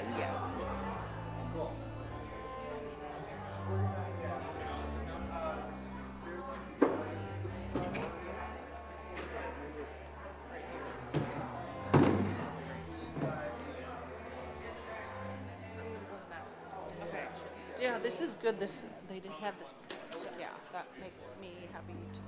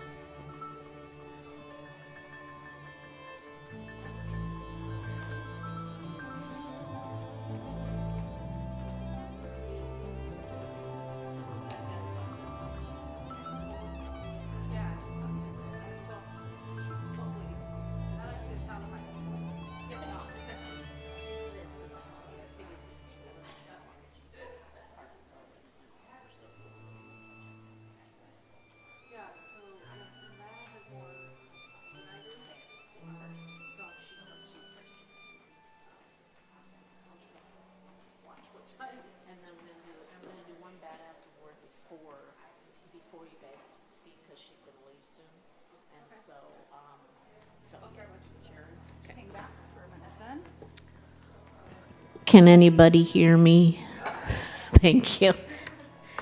We're getting everybody back in the room. Let's see. We got that.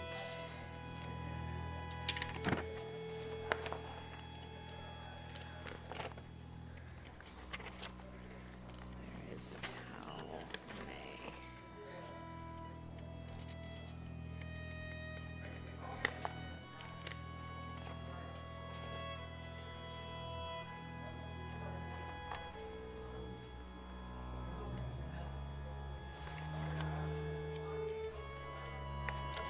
Here it is.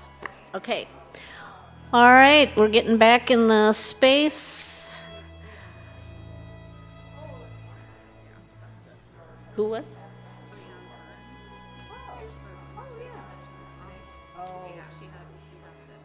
Yeah.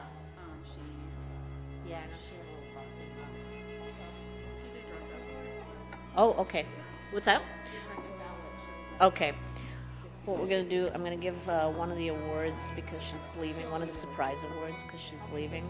And then we'll have you introduce what the prizes are. And then we'll get that recorded, and then we'll do the politics. Okay. Yeah, keep bringing people in. Trying to get people in. Trying to get people in. And then, yeah. Yeah. All right, which one is it? It's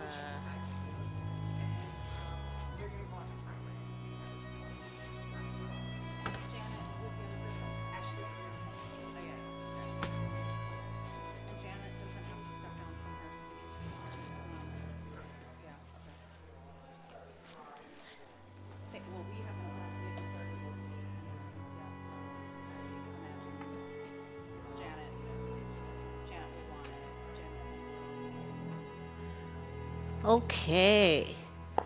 Coming back in, please.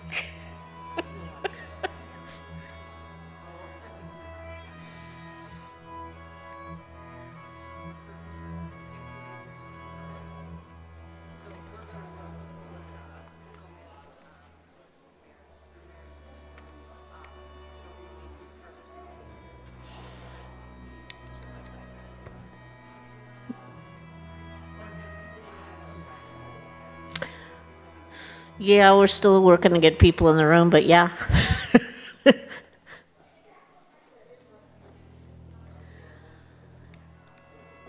And there's Tao May. She's important. Now, she's leaving shortly, so yeah. So we're recording this, so this will be shared later when there's other people here too, but we'll get this show on the road because we have a surprise Badass Minnesotan award. We didn't tell them in advance. We kept a couple of them secret, but I also know she's leaving, and so I'm going to do a Badass Minnesotan award to a group that we did a story about last summer. They were a cover story for the July issue, Linking Leaders. When Cultures Combine was a story we did. There's 4 organizations that are together. Linking Leaders brings together the networks of organizations representing Indigenous, Black, Asian American, and Latin cultural communities. The partnership is designed to strengthen connections, leadership, and solidarity to advance racial justice and equity in Minnesota. The group started 6 years ago and currently consists of 4 women leaders. Quote from Tao May, who's here to accept the award on behalf of Linking Leaders, and because none of the other 3 know that they were getting an award as Badass Minnesotans. As the demographics of our communities change, and as we develop this multiracial identity and our communities are merging, It's important to have a broader understanding of our shared history, even though we're still quite segregated in Minnesota, says Tao Mei, who is executive director of the Council of Asian American Leaders, which is one of the Linking Leaders partners.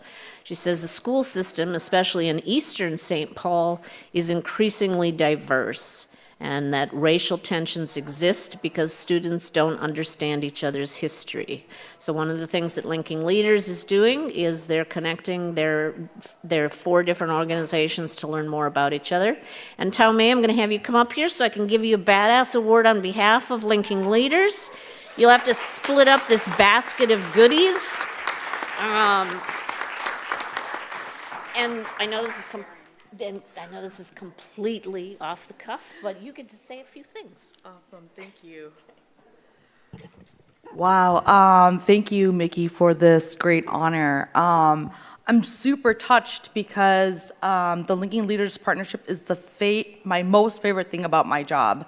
I work with 3 other really amazing women, Irma from Latino Lead, Nikki from Tawahe Foundation, and Shania from ALF, African American Leadership Forum. And with my 3 other sisters, we have very hard conversations about inter and cross-racial tension and also the need to build more cross-racial solidarity, especially here in Minnesota. And so on behalf of the Linking Leaders Partnership, thank you so much to recognize the partnership and the work that we're doing. And on a more personal note, the Coalition of Asian American Leaders is especially appreciative of this recognition because the work that we do around building cross-racial solidarity and elevating the issue of anti-Asian violence cannot advance without partnering across racial communities. And with my sisters from Tawahe, Latino Lead, and ALF, they've been able to ask me really hard questions about the experiences of Asian Americans, about how is discrimination, how does that manifest in the Asian American community? And because a lot of the stereotypes that folks hear about Asian Americans seem to be positive, and one of the most detrimental stereotypes that people perceive to be positive is being the model minority. And that stereotype really creates complete invisibility and lack of voice for Asian Americans, and it minimizes our contributions and role in American society. And the biggest one is that when you're seen as only being a hard worker and a good student, you're not seen as a leader and someone that should be listened to and heard, that has ideas and has initiatives and has leadership skills. So thank you very much for this opportunity, and thank you for elevating the Linking Leaders Partnership. Here's a lovely basket of goodies Thank you. that you're supposed to share. I don't want to share, but I will. Thank you. Is that doable? There we go. Thank you. One of the other things that's going to happen is Tao Mei and I and the Council of Asian American Leaders are collaborating. Our August issue is focused on Mini-Asians. And so we're going to have a whole theme dedicated to the diversities and cultural identities of all the different Asian communities, well, as many as we can, in Minnesota. So, all right, I want to keep us moving because we've got a couple presentations here about diversity in politics, but I think before, while we're still waiting for people to come in, Ashley, do you want to come up now and tell people what is in these amazing gift baskets that we're giving out? Because then we can do that little bit. And then, do you have it? Okay. Yes, I have.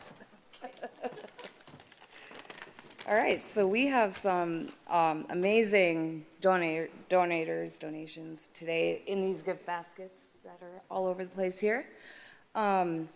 First is Fair Trade Minneapolis. They donated some artisan products from Papillon Marketplace in Haiti. I hope I'm saying that right. Larissa Loden, she's a jeweler, and she donated some badass studs for people to wear, little earrings. Mixed Blood Theater donated 10 tickets to one for each, plus a guest, to go to any of their shows.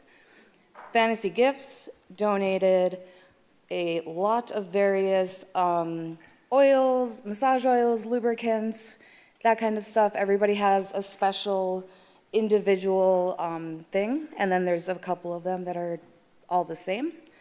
New World Women has donated a free month subscription. Their app, I saw yesterday in an email, their app is set to be ready to go live on April 29th. They have a meeting, they have a Zoom on the 28th to kind of talk about it. So New World Women is doing that. A Bar of Their Own is the first all-women sports bar in Minnesota. They donated 2 drink tickets per basket. Appetite for Change has donated everybody a recipe book. And with that, for the people who get baskets, we do have some information on how you can redeem that book. It'll be after July 9th, and you have to just call Princess, and we have that information here.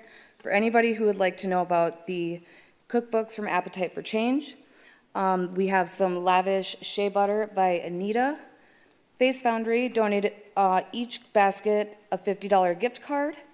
Boreal donated some royal jelly body butter. It smells amazing. Jo Chocolati, her name is Tiffany Calderon. She's one of the people tabling, and she donated some really beautiful chocolates that she makes. They're handmade, and they're pretty and shiny, and they taste amazing. I got to have some myself. Roots, Shoots, and Leaves, they're also tabling out there. They donated some badass plants. One of them is the ZZ plant, and then the other is a snake plant. They work very well in small spaces and offices, and they won't die if you forget to water them once or twice. So, Excelsior Candle Company donated a candle in each basket. And these are really great candles. Heidi called this one Pink on Wednesday. And when you do purchase candles from Excelsior Candle Company, she allows you to bring back the used candle after you've used it and get a free refill of new wax, just to save on the jars and stuff.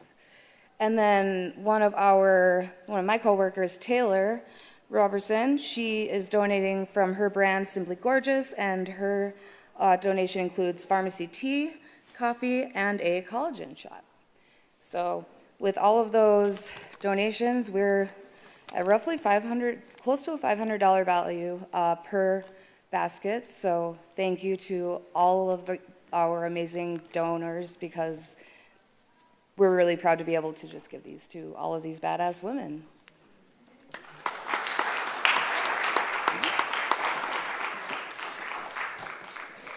So we're moving into the diversity and politics session that we have, and we've been working with Vote, Run, Lead and Women Winning for a while to interview some of the amazing women that have been elected to politics here in the Twin Cities. What we also know is it's much harder to do that in greater Minnesota. So part of today's discussion is related to, and as we go forward in the coming years, how are we going to celebrate some of the women that are trying to reach office with more diversity. I did have the pleasure of following Rachel Bowman, who's trying to unseat an anti-choice incumbent in southern Minnesota. I was in Mankato and Rochester with her last week. And then I was with Jen Schultz in Brainerd on Monday when she was touring the jail and the domestic violence shelter. She's trying to unseat Pete Stauber, who has a lot of values, including anti-choice. So anyway, we don't endorse, we don't vet candidates well enough, but we do certainly represent the voices of women that need to be at the table. And now I'm going to hand it over to Nevada first, yes, at Women Winning. They both have a little presentation, and go ahead. Thank you, Mickey. First of all, Ashley, it's really wonderful to hear somebody call plants badass. What a great gift, and I know they're selling their stuff in the next room, so I'll be checking that out. Anin, Zugipun Indigenakaz, Maingan Indundame.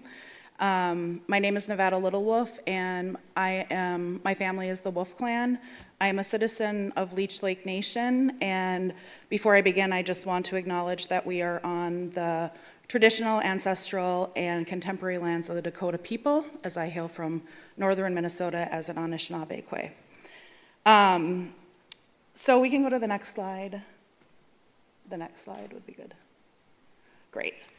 So Women Winning, we are a Minnesota-based organization. We only work in Minnesota, and we are working to encourage, promote, support, and elect pro-choice women to all levels of public office. So anything from park board all the way up to the presidency, we are working with women to make sure that their voices are heard at every level of government. Next slide. We are very committed to breaking down barriers that prevent women from engaging in the political process, and we are providing the tools and the expertise to help pro-choice women run successful campaigns and win. Next slide. So why does this matter? One of my mentors and friends was Paul Wellstone, and I think we know this quote from him that says, "When we all do better, we all do better."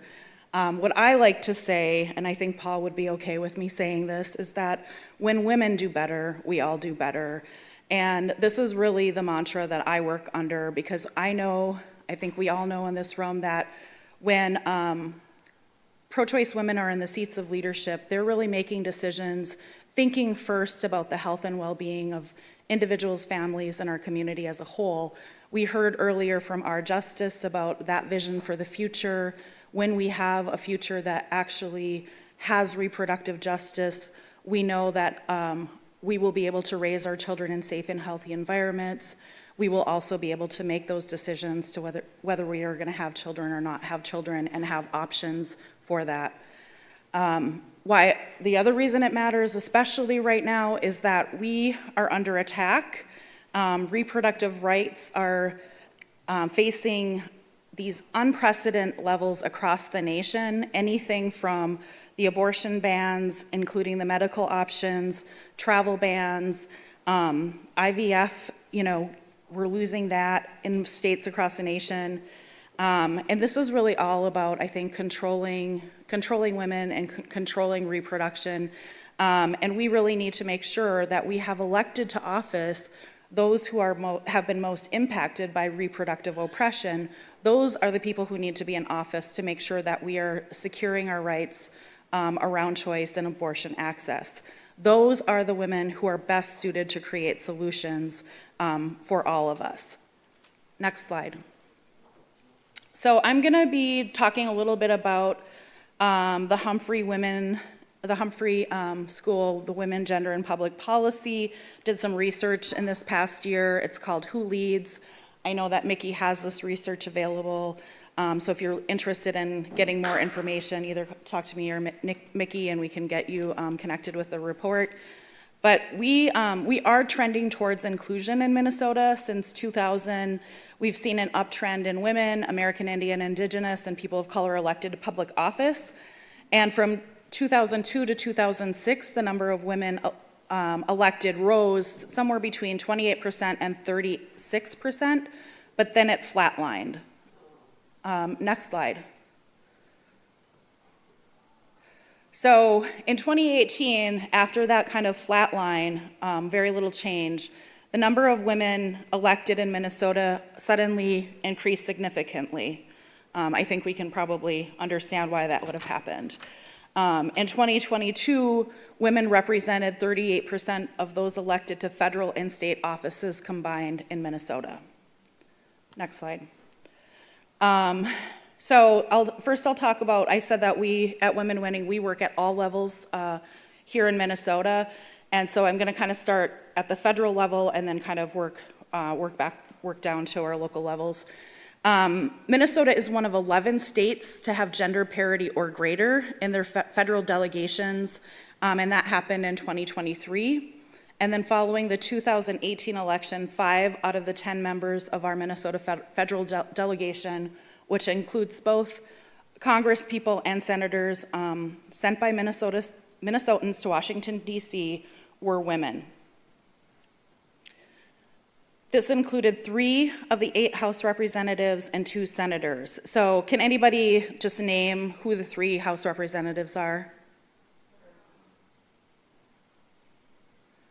Okay, so we've got Ilhan Omar, Betty McCollum, Angie Craig, yep. And then we also, since 2018, both of our US Senate seats have been held by women, and we know who they are. Amy Klobuchar, Tina Smith, yes. Okay, so we are currently one of 18 states and territories that to achieve gender parity or greater, and our House of Representatives delegates. You can go to the next slide.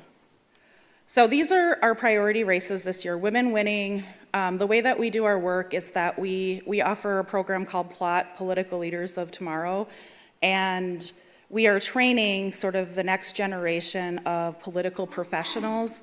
Currently, we have applications open, so if anybody, anybody who might be interested in being a part of our program this summer, we train women and then we connect them with a candidate or campaign that has been endorsed by us so they can get real hands-on experience with campaigns and kind of get their foot in the door around being a political professional. We also do trainings for women, like new candidate training, experienced candidate training. We do one-to-one coaching, and then we also offer a toolkit. And all of our resources are very specific to Minnesota. So we're not working nationally, we're working very much here. So folks, when they get our resource materials, you'll know that they're really designed and catered to the races that are being held here in Minnesota. So our priority races, Mickey talked about this a bit. She was with Rachel Bowman down in southern Minnesota, and she was also with Jen Schultz up in CD8, who is running against an anti-choice Republican, also a big Trump supporter. We have Dr. Kelly Morrison, who is our state senator at the moment. She is running for Dean Phillips' seat, and we're really excited about her campaign. And then, of course, we want to send Representative Omar and Representative Craig back to DC. So these are our priority races for US Congress. If you are in any of these districts, I urge you to just be engaged and help support. So next slide. So I'm going to talk a bit about the Minnesota legislature, and I know that Beth is going to talk more about this as well. It has become more reflective of Minnesotans in the last decade, and since 2016, we've seen significantly more American Indian, Indigenous, people of color, and women. This is especially exciting to me. I was a city councilor in Virginia, Minnesota, up on the Iron Range for 10 years, and I started my career back in 2007, and then ran for office in 2007, was elected in 2008, and at that time, I didn't see any American Indian or Indigenous people, men or women, running for office outside of tribal councils, and so we know that if you don't see a leader who looks like you, it makes it much harder for you to think that you can step into leadership and do these things. And I think that I feel really proud of the work that I did. I think it did help other women, particularly American Indian women, kind of step out of that box as well and start running, but also during that time really did a lot of work across the state with folks in this room around making sure that we're electing people of color and women. And since 2018, women's representation at the Minnesota legislature has been on the rise, and so we know that it rose to 36%, and then in 2022, it hit an all-time high of 39%, which is still not gender parity, but we're really excited and happy to see these numbers continue to grow. So we'll talk a bit about the Metro and Greater Minnesota candidate comparisons. Being from rural northern Minnesota, I now live here in Minneapolis, but I just have a really great and deep respect for Greater Minnesota and the work that needs to happen there around electing women to public office. So for 22 years, we know that the metro districts have had a greater representation, a greater share of candidates and elected officials. However, the number of women candidates running for office in Greater Minnesota has increased more quickly than women candidates running in the metro. So we are closing the gap, and we're working to continue to close that gap as we continue to do this really important work. You can go to the next slide. Okay, here's our priority races for the House this year. Hulda Hiltze has her endorsing convention today. I haven't heard if there was a result to that. Kissy Coakley also has her endorsing convention today. These are with their party endorsements. Representative Lucy Ream has received her endorsement, and Amquam Mohammed is seeking her endorsement tomorrow for her party. So if anybody is in 42B, I would urge you to go to the convention and help support. These are some additional ones. I just got a text message from our political director that told me that Representative Breeden Curran did receive her party endorsement today. That was a contested endorsement, so that was very good news to find out that she has in fact received it. Sarah Kruger was in a contested endorsement, and they are just going to primary. There was no endorsement for the party in that race. And Lucia, her endorsement is coming up, and Carrie and Jen have already received their endorsements. So we can go to the next slide. These are races we're watching, 50A in Edina and 61A in Minneapolis. All four of these women are pro-choice women. They're all viable candidates, and at this time we're keeping an eye on them, and we're excited about all four of them. We can go to the next. Okay, county governments. From 2006, so we kind of went through federal, state, now we're gonna go down into local races. From 2006 to 2022, women, both candidates and elected officials to commission seats in county attorney's office has been steadily increasing. However, fewer women are running for rural county commission seats, and that's driving down the overall number of women county commissioners. What I will tell you about the county commission seats is that they are incredibly important to our state. They control billions of dollars. They are the ones who are making decisions about health and human services. So a lot of the policy decisions that we heard earlier today, those are really, there's a big impact in county government and having county commissioners who understand the issues that intersect for women. So bottom line here is just that we need more women running in rural county commission seats, and we are going to be working really hard for that. If you have any thoughts or ideas about that, please talk to me or Flannery. We are looking for more candidates all the time. Also, Beth. Next slide. City council is my favorite because I was a city councilor.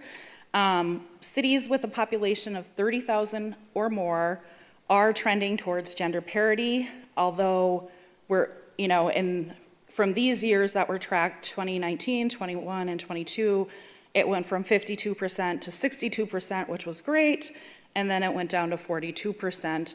I don't have the current numbers. We're hoping that that's gonna kind of stay closer to the 50%, because that, we'll see that those council seats are holding gender parity better. For the mayor's seats in cities with a population of 10,000 or more, the numbers are not as great. So 2015, we saw 40% of those cities, and in 2022, 32% of cities had a woman for a mayor. And you might think that the city size would correlate with gender parity for the mayor's seats, the highest elected seat in a city, but a mere 18% of 100 largest cities in Minnesota have achieved gender parity, and we know this. Minneapolis and St. Paul are not among these cities. So I already kind of talked about this earlier. We have a lot of services that we offer. We are a 501c4 organization, which is how we can do political work. We also have a state PAC and a federal PAC, and that's how we do our endorsements. So if you're not running for office, but you're still interested in being engaged, we have a lot of great networking events, volunteer opportunities. We're always looking for people to serve on our state and federal PAC and our board of directors. So again, please just talk to me or Flannery at our table and we can provide more information. And final slide is just our website and our email. So, miigwech. Thank you.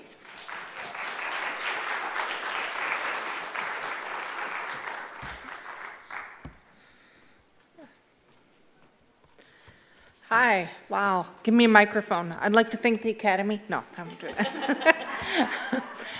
Been a longtime friend of Nevada. She was a city councilor in the city of Virginia when I was a city councilor in the city of Eveleth, about 6 miles away. So it's great to be in this work together for a long time. So I'm Beth Peterson. I'm the Senior State Director for Vote Run Lead, and we are a national nonprofit working to help women and gender expansive individuals run for office and win. We have targeted Minnesota, and that's how I can do this work, for a special initiative that you'll hear about here in a minute. So while we are a national nonprofit, we began at the kitchen table of Liz Johnson on the shores of Lake Superior in Duluth some years ago.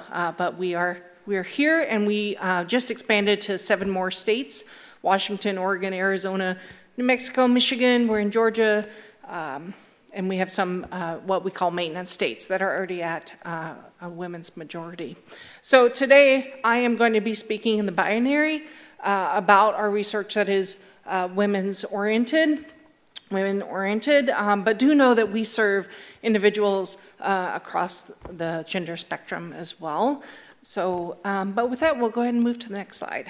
So this is something I love to share, that research shows that women lawmakers pass more legislation, bring more resources home to their constituencies, and are more active advocates for their entire community needs. What that boils down to is that women, we just govern better, right? So we just do it better, right? Like everything else. And so I'm going to be speaking about the Minnesota legislature, but we do help folks run for office at all levels, right? So city council, county commission, we had a county auditor, things like that, because we are trying to build a movement. What Nevada shared about more women running for office at those lower levels and how we're accelerating that. We want to take that power and move it up to legislation that really works for our communities.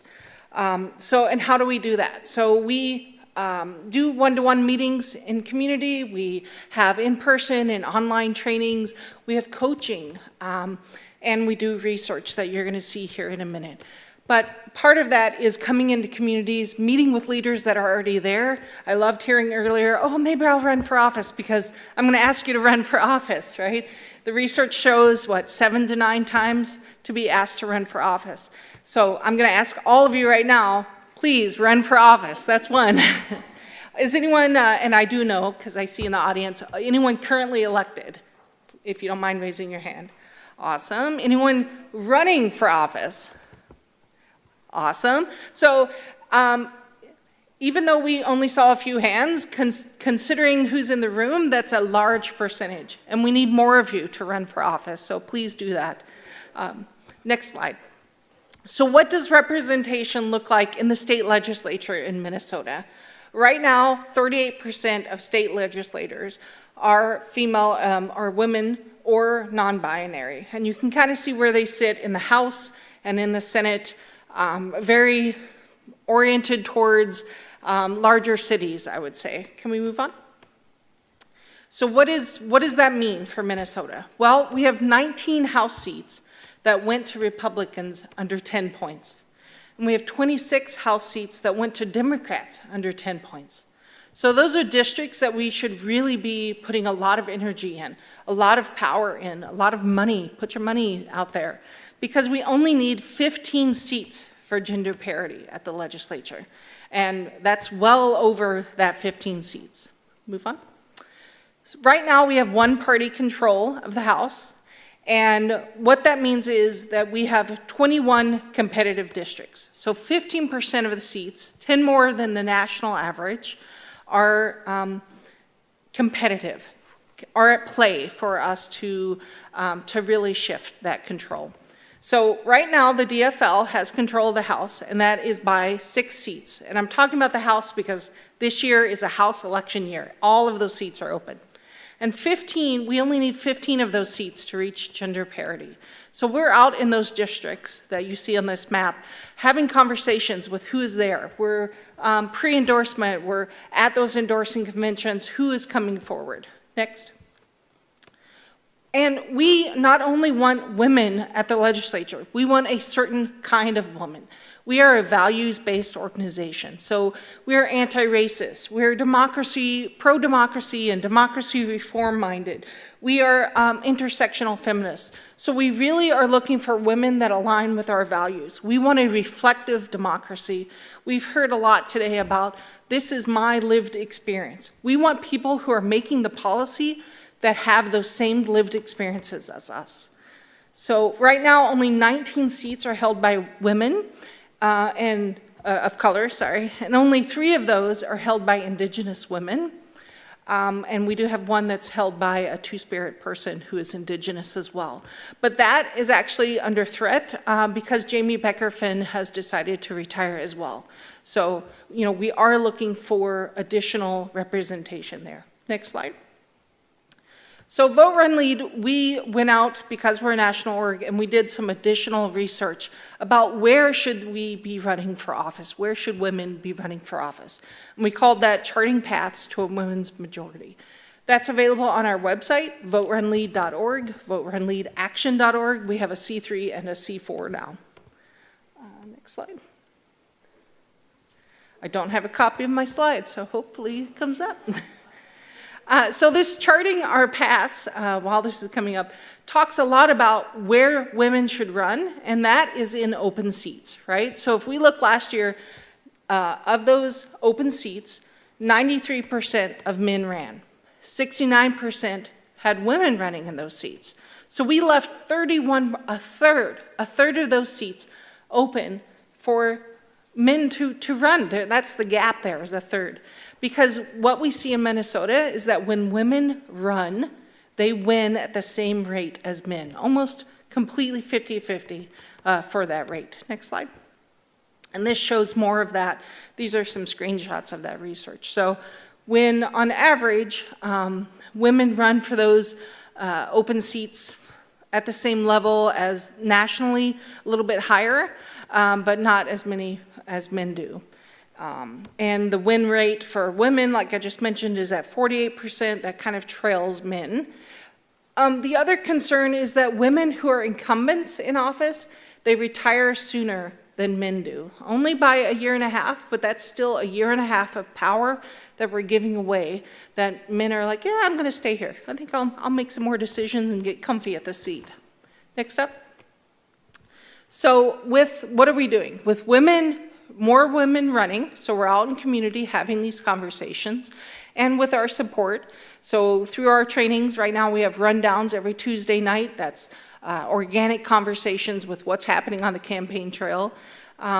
We have coaching. So with our support, our HQ, I'd love all of you to get on the HQ. We can achieve that women's majority within the next decade rather than waiting. So the state of West Virginia, it'll take them 345 years to get to a women's majority. And we could be there in the next 10 years. So ask your friends, your mothers, your sisters, your cousins, people that you know, ask them to run for office because we can be there in the next 10 years. And we're supporting, the races that Nevada highlighted for the state. We're supporting those women. We co-enroll quite often when winning and partner that way. But we need more people to run for office. We need to have these conversations. We're out having trainings around confidence. If it's an issue that you're concerned about something in your past, those men have something in their past and they still run, right? Just like, we've seen that on the national level, but I won't go there. They have stuff in their present and they still run. Next slide. So, we are here trying to make the state house her house. And if you have questions or you want to learn more about Vote Run Lead or Women Winning, we both have a table there. Next slide. You can contact us. I'm Beth Peterson. My coworker is Kate. She's at an endorsing convention today, but we want to talk to you. We have a booking link. We can come out in person or virtually, depending on how you're comfortable with that. And here's our email as well. And with that, I'll open it up for questions for us.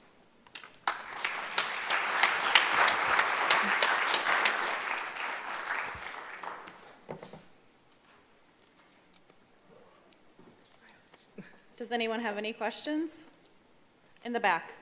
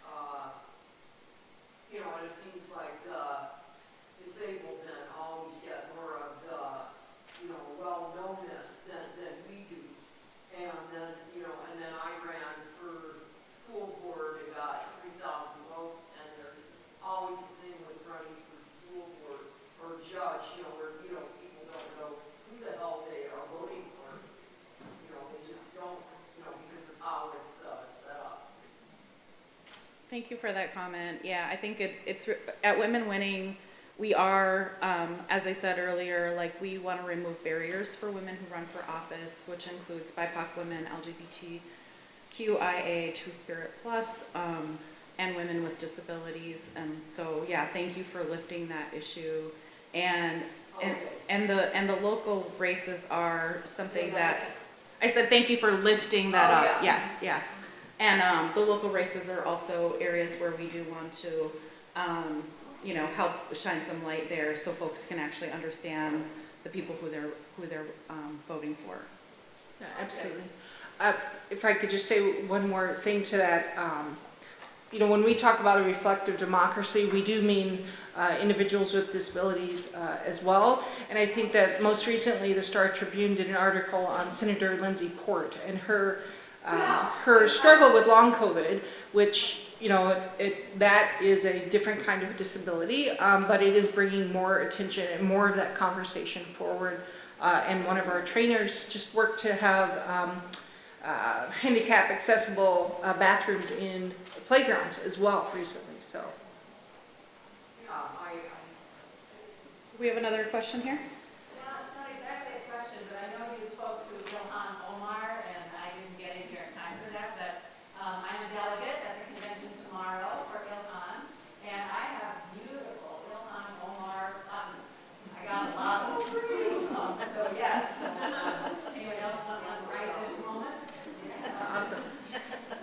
That's absolutely what we need to do more of. Thank you for standing up to have that question that statement is, be out there and be a delegate, be loud and proud for your candidates, and fundraise, right? They need money, they need boots on the ground.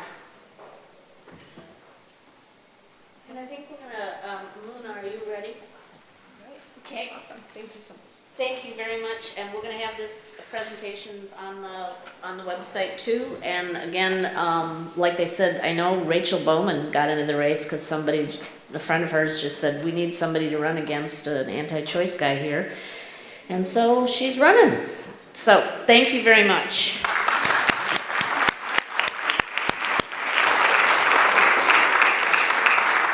So I'm going to bring up another performer for today, Muna Abdullahi. I saw her at the January inauguration of the all-women St. Paul City Council.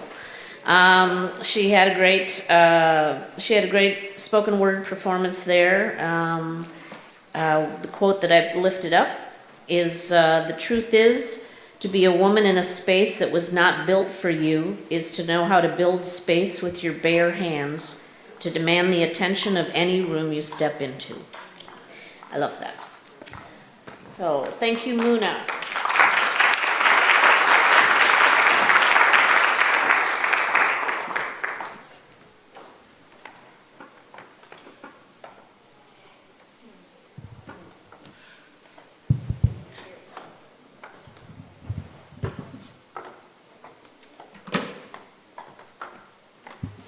How's everybody doing? Oops.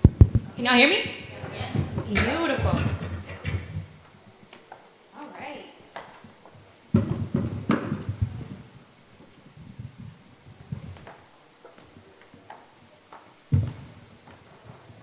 So, when I thought about the piece that I wanted to perform here today, I thought about how, as women, and just as folks who are looking for the right words for us to exist in, the right space for us to exist in, and how we can show up for that. Language has always been everything. And so this poem is called The Pledge of Allegiance. Now before I do that, I want to set this space here. So if y'all can repeat after me, I am alive. I am alive. Therefore this space is alive. I am alive. I am alive. Therefore, this space is alive.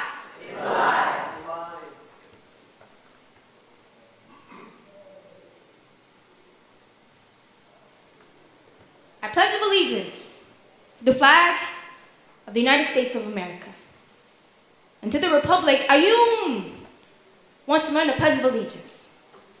Ayum, for which it stands, one nation under God, stepped into the 5th grade second language learning course mid-year after failing the English standardized testing. She is always the first to answer, but last to speak. She's surrounded by a whole bunch of somewhere else but live here now, who raise their hands and start every sentence with, excuse me, Miss Teacher. You see, Ayum use differently words than most.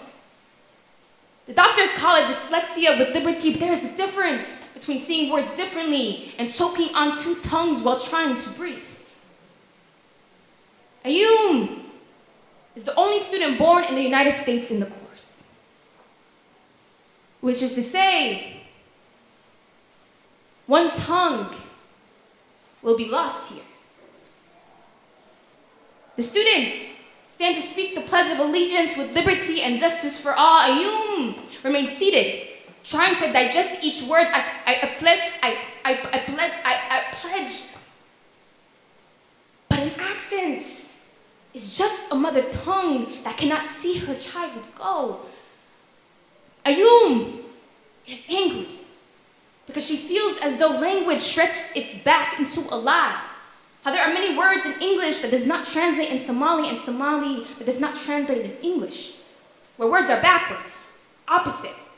The Somali language is birthed from the verbal sight. The language is built from describing words, where words are as much sight than teeth. See, her inability to speak language and translate that as shame. You see, throughout the whole anthem, Ayum tends to say things differently in the wrong order.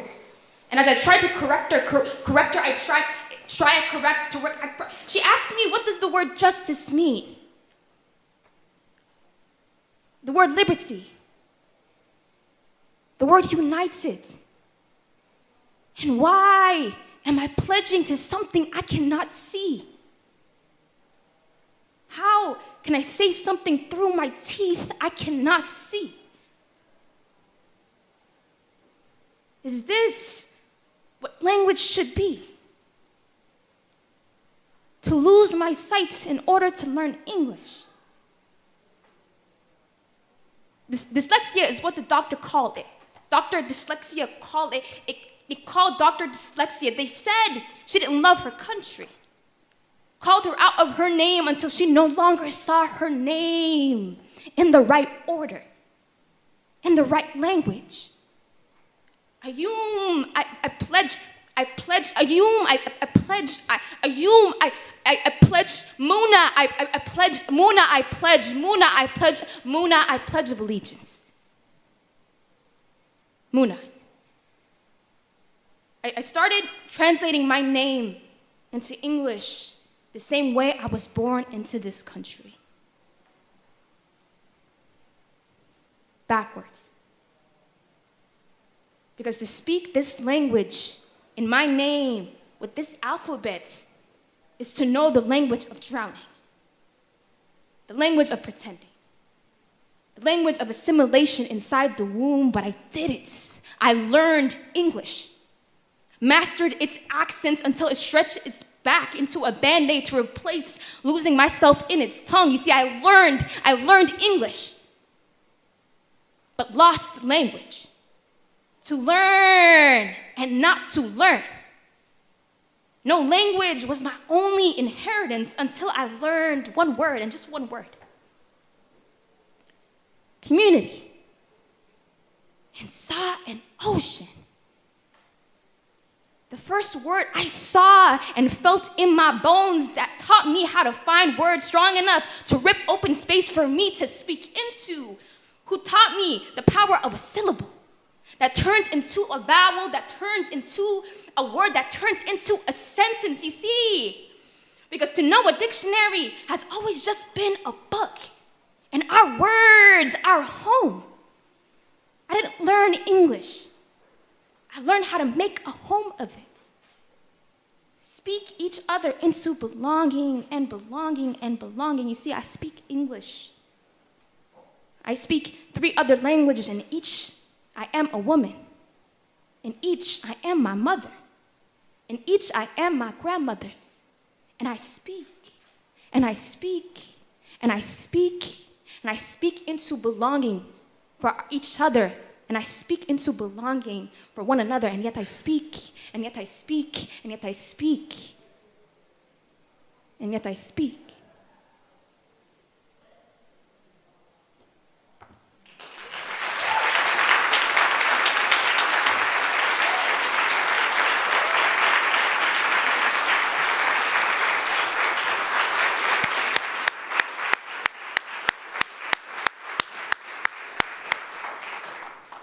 Thank you, Muna. We'll have information and about her on our website too. She's amazing.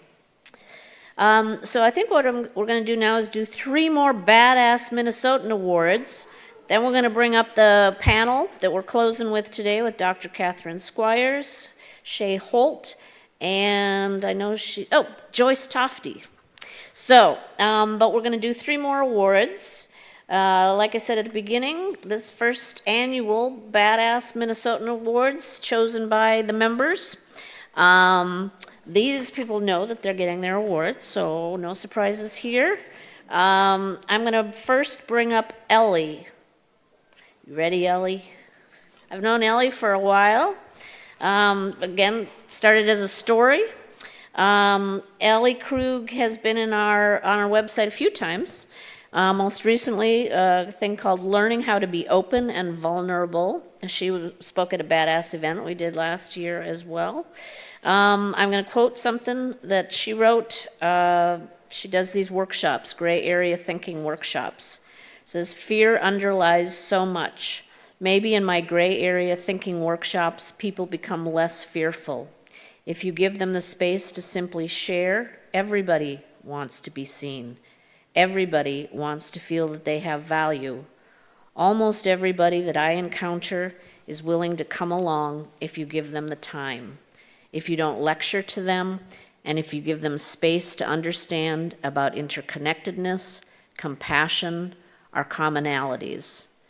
In many spaces, I am the first transgender person they've ever met. For me, that's a great responsibility, so I'm always trying to set the right tone to let people know that I'm really just like them. Come on up, Ellie.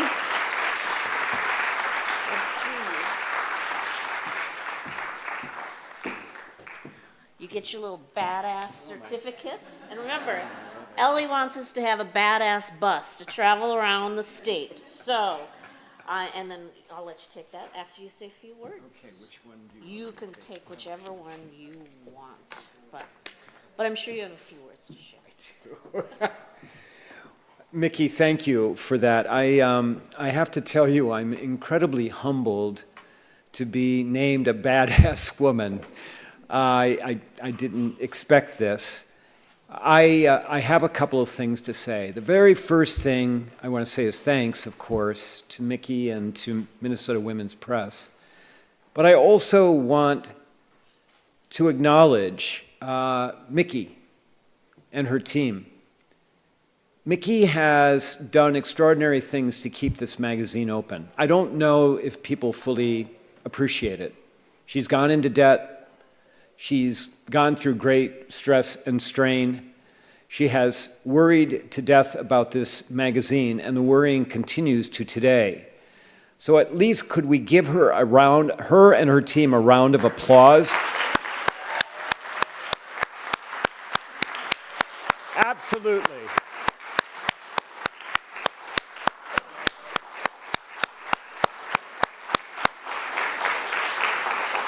Absolutely.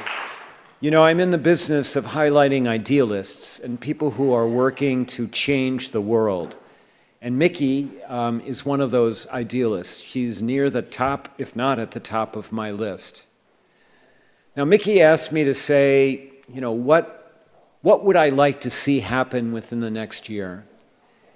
And what I would really love to see is that there be conversations at kitchen tables in greater Minnesota around gender-based violence, around the need for women to run for elected office, around abortion and anti-choice, around how men control and how women and female-identifying humans and children often suffer.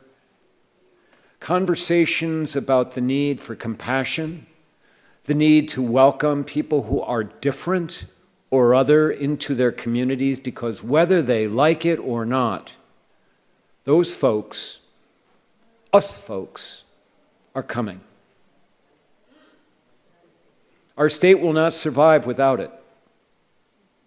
Try getting a home health care worker in 5 years from now who isn't born in another country, because it's going to happen. We need these folks. Now, I don't frankly know why I am up here, because as I hear the other folks who have spoken today, I feel that my work is minuscule, that it's really not a whole lot. On the other hand, I know this. It's incredibly important to show up. In 4 hours from now, I'm going to be standing in an auditorium of the high school in Delano, Minnesota. Not necessarily a hotbed of liberalism. And I'm going to be speaking with people about the need to be more welcoming, about the need for inclusion, about the need for making people feel as if they matter. Because I want to make sure that as I go out, and I have no idea when that will be, that at least people will say, she helped people to feel that they mattered. And all of you in this room, and Minnesota Women's Press, God love this magazine, helps to make people feel as if they matter. In the end, as Mickey said, don't we all want to be seen? Don't we all want to have our voices heard? Don't we all just want someone to care? Thank you all so very much.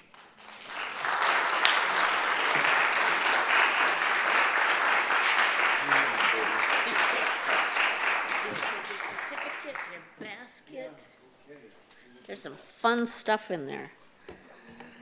All right, I'm going to bring up another badass. It's always hard to follow Ellie's eloquence, by the way. She used to be a lawyer. So I'm going to bring up another lawyer. Changing the order a little bit, Mary, if that's okay. Another badass that was voted in by our membership, which makes me proud because people recognize what she's trying to do, is Mary Moriarty, Hennepin County attorney.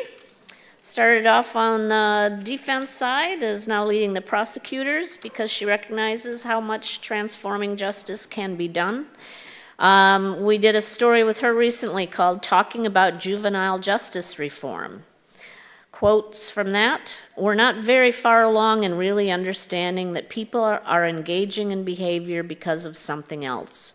We look at it simply as a property crime or a drug crime. We need to take a deep dive into the why. We've been conditioned to think about justice as punishment. Are we really about punishment and retribution, or are we about rehabilitation if we think it's possible? There are times when people need to be incapacitated because they just aren't safe to have out in the community. But people have been sold on prison as justice for a long period of time. Our team at Hennepin County Attorney Office is working on building a restorative justice model." And Mary, you want to say a few words?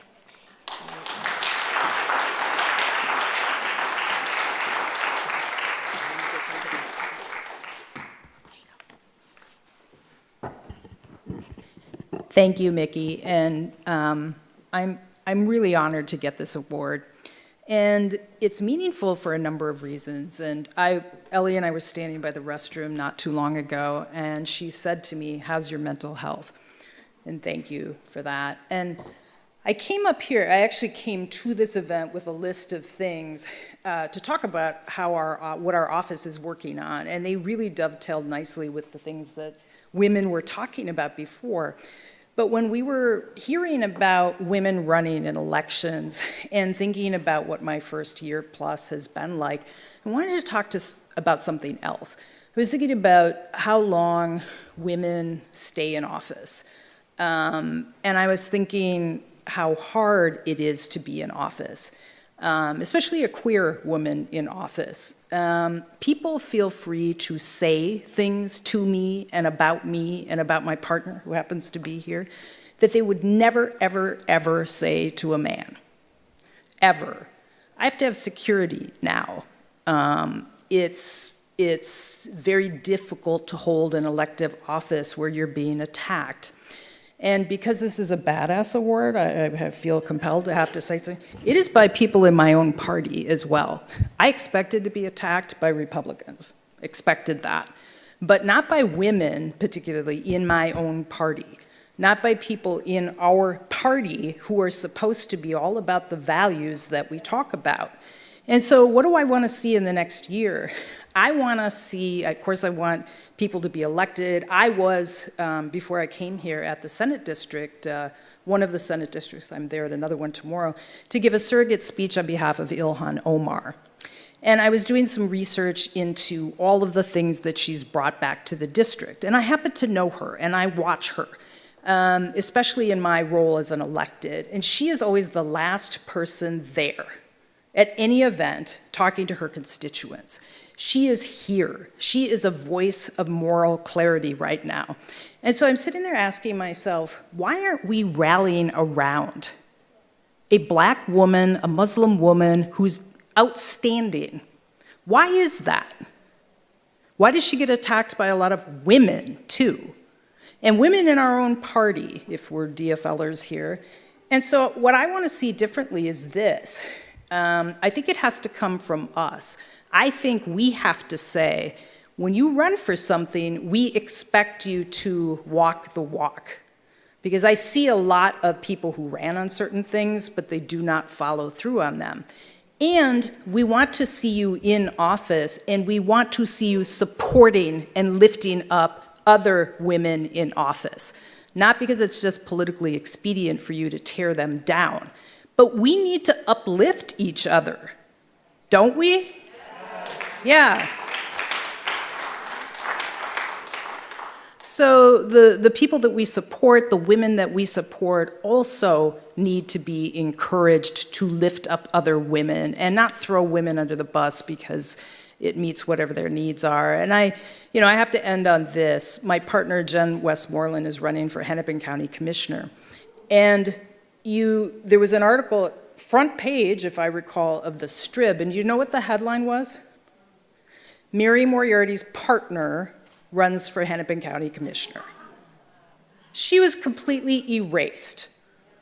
And that is the topic of conversation. How can she be on the county board when I am county attorney? And I can tell you, I have very little contact with any of the county commissioners. Rarely any, right? But that is the topic of conversation when you have two queer women in elected office or running. Would that ever happen to a man and a woman? No. So I want to see us fight back. If we are about rights and values that we all talk about here, what are we going to do about it? Not just run, not just support the people that run, but speak out about those values and tell people it is not okay when my partner gets asked in an endorsement discussion about her pillow talk with me by a DFL caucus, senior DFL, by the way, okay? So it is 2024, and so for the next year, I'm just asking us to live the values that we all purport to have, and have that expectation that the people who represent us in elected roles, in appointed roles, follow through with those values. Thank you so much.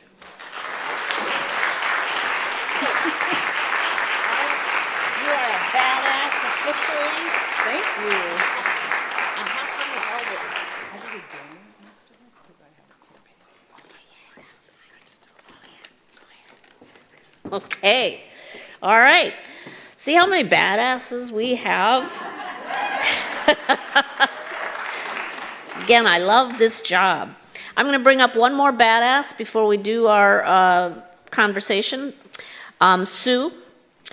Sue Abderholden, I've talked to her also many times, and one of the most recent conversations we had was an article now called 5 Top Issues in Minnesota's Mental Health System.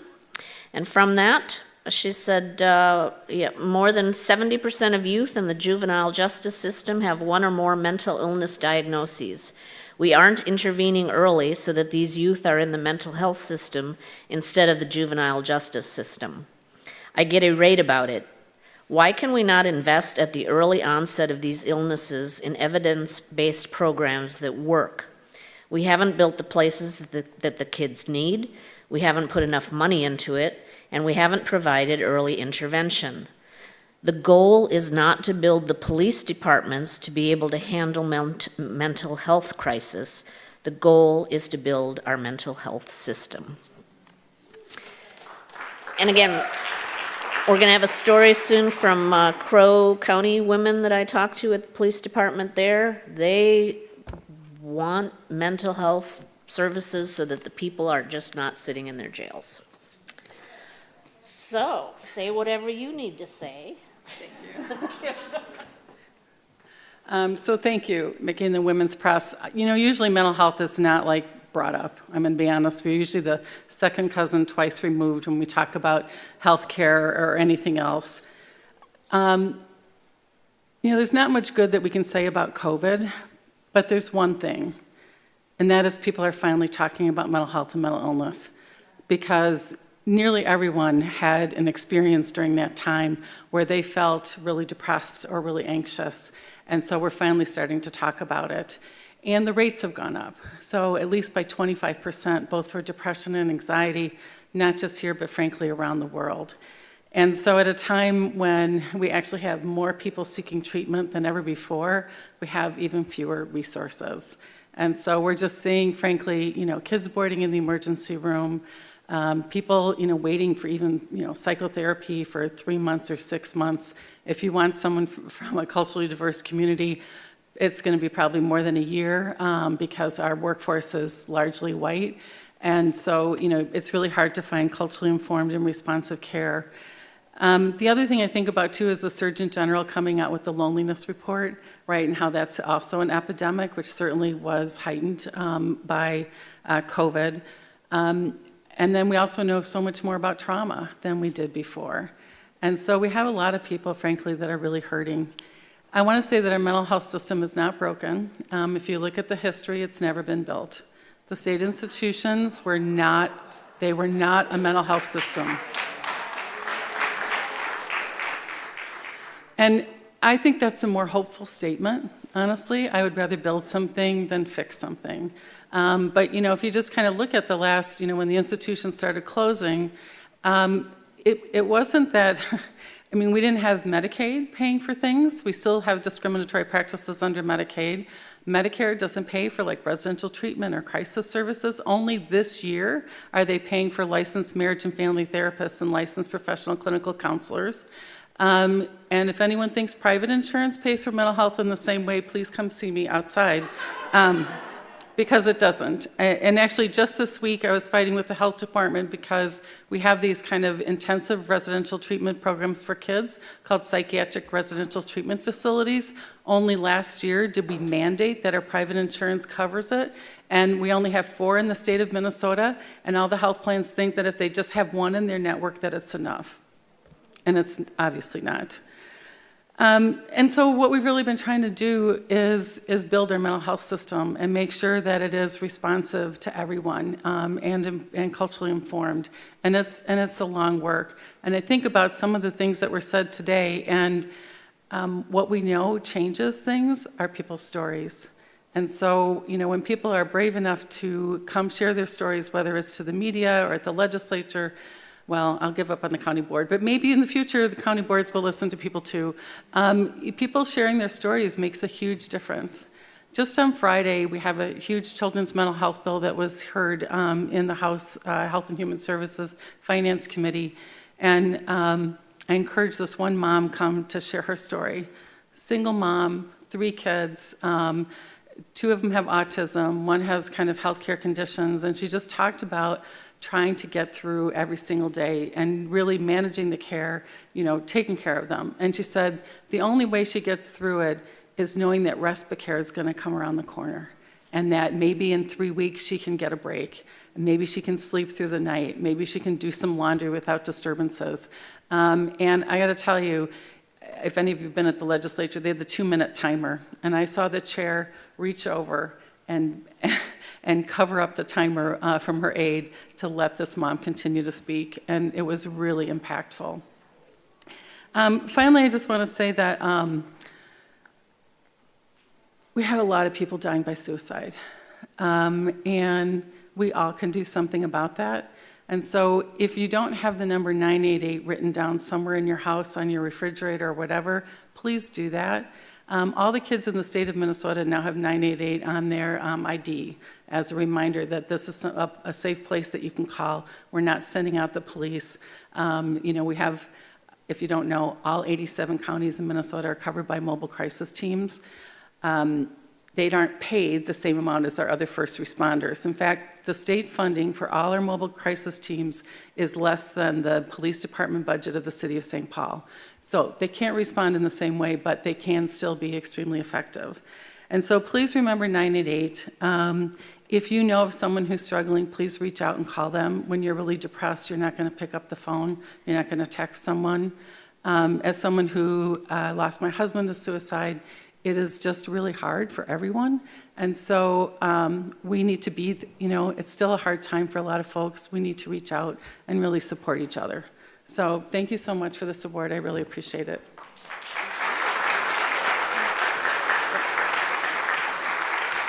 There you go. Thank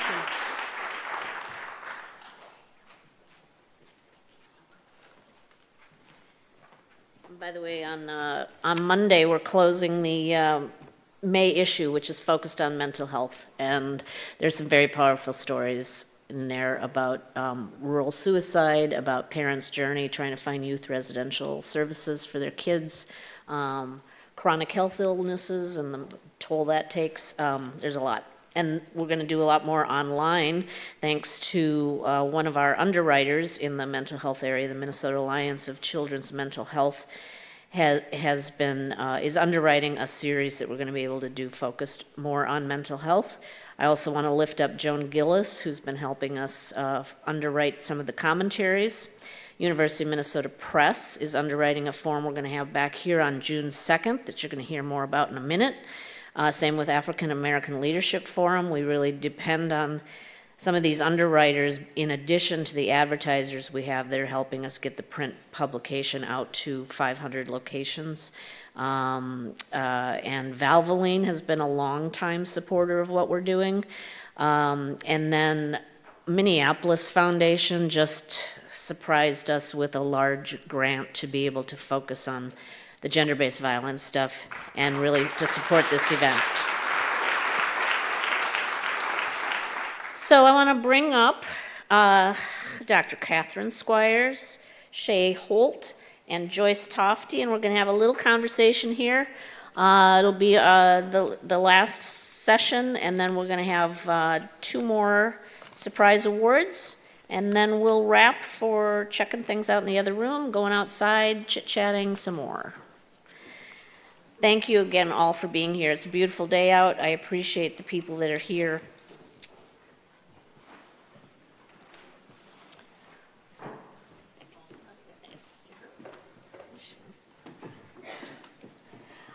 Maybe I'll just ask from here. Yeah. Yeah. Yeah. I'll stand.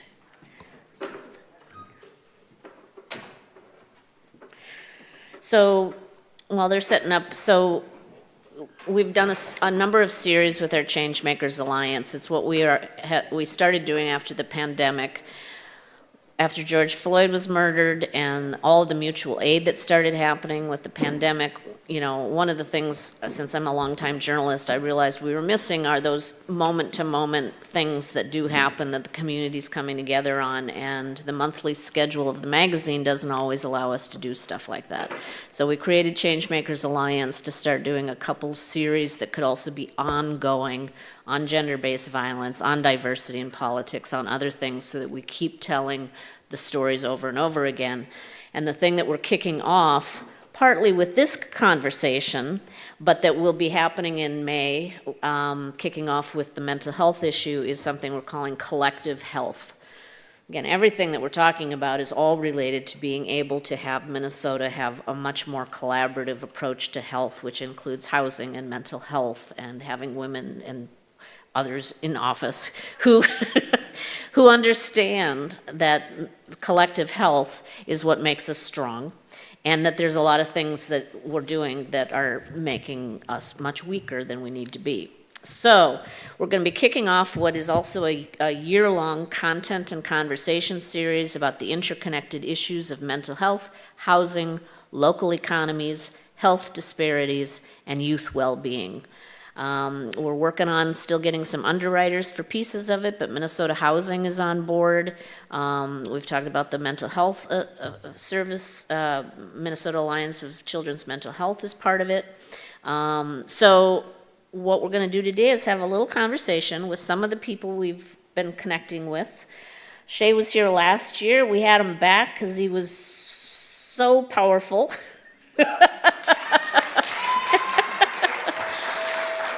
Catherine came to us because she saw some things that have been bothering her for a while and wondered if we would run a column that she wrote, and it's the most popular column we have had. It resonated so deeply with people. And then Joyce was recommended to me by Michelle Braley for restorative justice. I said, I'm looking for some people in greater Minnesota who understand the restorative justice practices that you're doing, and she said, call Joyce.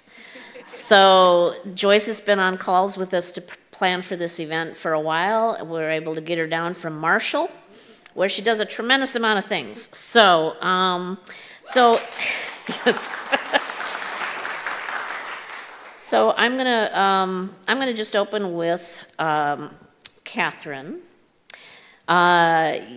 Like I said, you wrote a really popular column. There's more about it in the May issue, and then we'll be back here June 2nd, along with Tyann Coleman and Dr. Rachel Hardiman from the Center for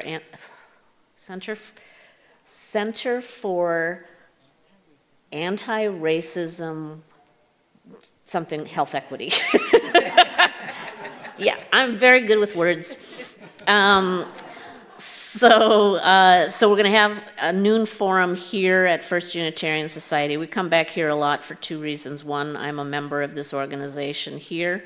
And two, Jacob, who's very busy back there, records all these things so that we can have them out in the rest of the world and does a very fine job for us. Thank you, Jacob. So, Catherine, you and I have had conversations about how difficult it is to navigate the physical and mental health challenges of racism, including in higher education, where one might hope that micro and macro aggressions would be minimal. Can you talk a bit about what prompted you to write the column that you just wrote? Sure, thanks. Is this on? No? Can you all, I'm not close enough, all right. I am a communications professor by trade, but the microphone is not my friend today. It's really wonderful to see people here. I was inspired to write this piece because so many stories were popping up, and there's probably so many that weren't being heard about Black women, not just in higher ed, but in other professions, leaving under really horrid circumstances. And one of the things I said to myself, and I said to my friends, some of whom are here, and I'm really glad to see them. I want to shout out Dr. Brittany Lewis, Dean Nisha Bochwe. I want to shout out Tanisha White. I want to shout out Dr. Lori Ouellette. Those are some folks who I met at the University of Minnesota who I could count on to have my back. And what is still too true for too many Black women in leadership, as well as Indigenous women and other women of color, is that when they take positions of leadership in predominantly white institutions, they can only count the number of people who have their back on one hand and maybe only on one finger. And the amount of stress that that creates and the stress you bring back home, people have written extensively now about the topic of weathering, and I'd be interested in that early retirement statistic for women in elected office and how they get weathered by the kinds of questions and micro and macro aggressions and threats that Mary Moriarty talked about. It's what Patricia Williams called soul murders, death by 1,000 cuts. And it shouldn't be that way. So I wrote in my journal when I decided to leave higher ed that I would inherit all of the gray hairs denied my ancestors. Because as one of the badasses said, we've never had a real healthcare system in this country, mental or physical, and especially not for Black women who started out as being experimented on. So all of those things spurred me to write that piece and to ask people to see themselves in it, even if they weren't a Black woman. And so that's why the piece ends with those reflective questions about what kinds of expectations are you putting on people who you're bringing in to solve a problem that's 400 years old? And how little expectations are you putting on yourself?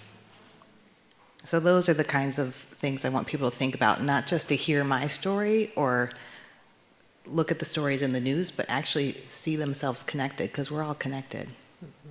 I'm going to ask you one more question, which is related to sort of we had a coffee conversation a little bit about the caretaking role, the caretaking burden. It's also part of the May issue story, the vulnerability of trying to connect honestly with each other.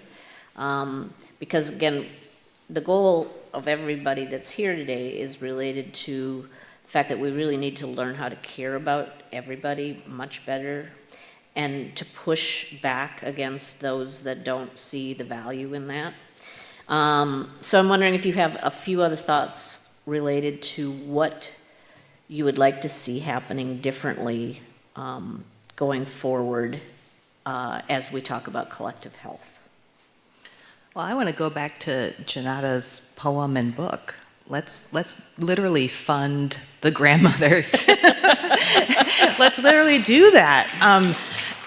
People love to say they're doing community engaged work, and Dr. Brittany Lewis could give a seminar right now on this, and that's why I'm proud to work at her side as well. But people say it, philanthropists say it, politicians say it, but there's still this little belief, it seems, that if we give those people a bunch of money, they're not going to do it right, or they're not going to do it the way I think it should be done. And so I'm going to put a bunch of strings, and I'm going to ask them to fix a 400-year problem in 1 quarter and give me a report about it before the next quarter, right? So I really want folks to understand that you can't just say you're going to work with community. You have to be willing to share power with community and share resources with community and take a step back. Because if you care about community and public health, then you have to let communities take care of their health. Very nice. I'm going to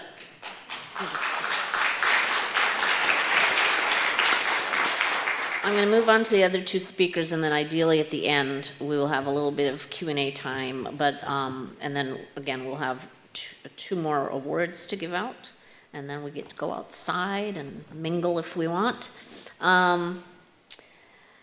Shay. So, yeah, you were at an event last year. He is a guy.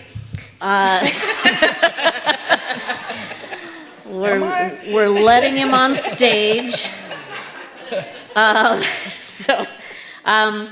I sat down with you again recently because I wanted to learn more from you than what we even learned last year. You had a quote in this story that we have online: "To know that you're not just by yourself is an incredibly huge thing. When you feel isolated, that's when you close yourself out.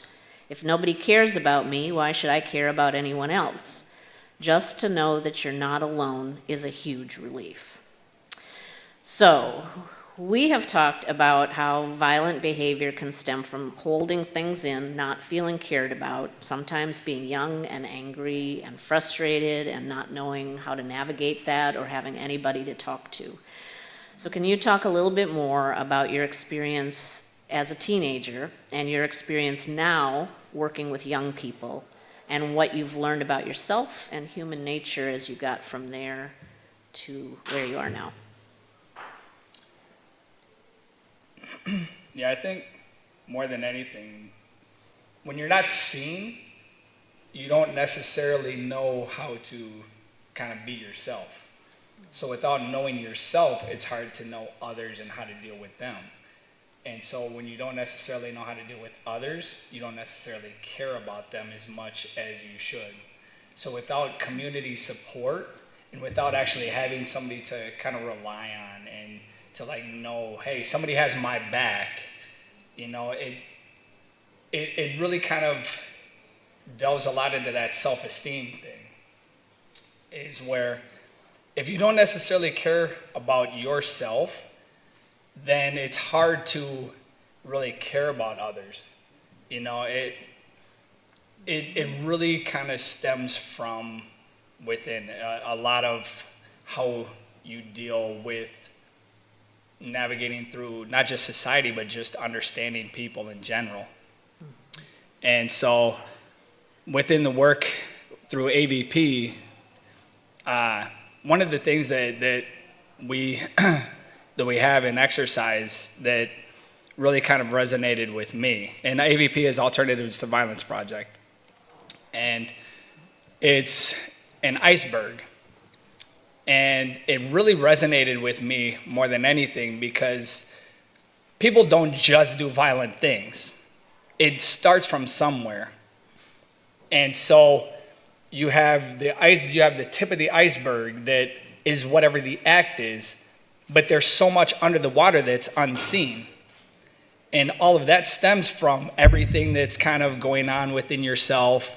So kind of within that is when you can understand your feelings, your thoughts, and how others kind of take you in as well, that's when you can really work on yourself. Mm-hmm. And so a lot of the stuff that like we do as we do as AVP is a lot of the internal work. Mm-hmm. Is where you kind of learn your voice, kind of it.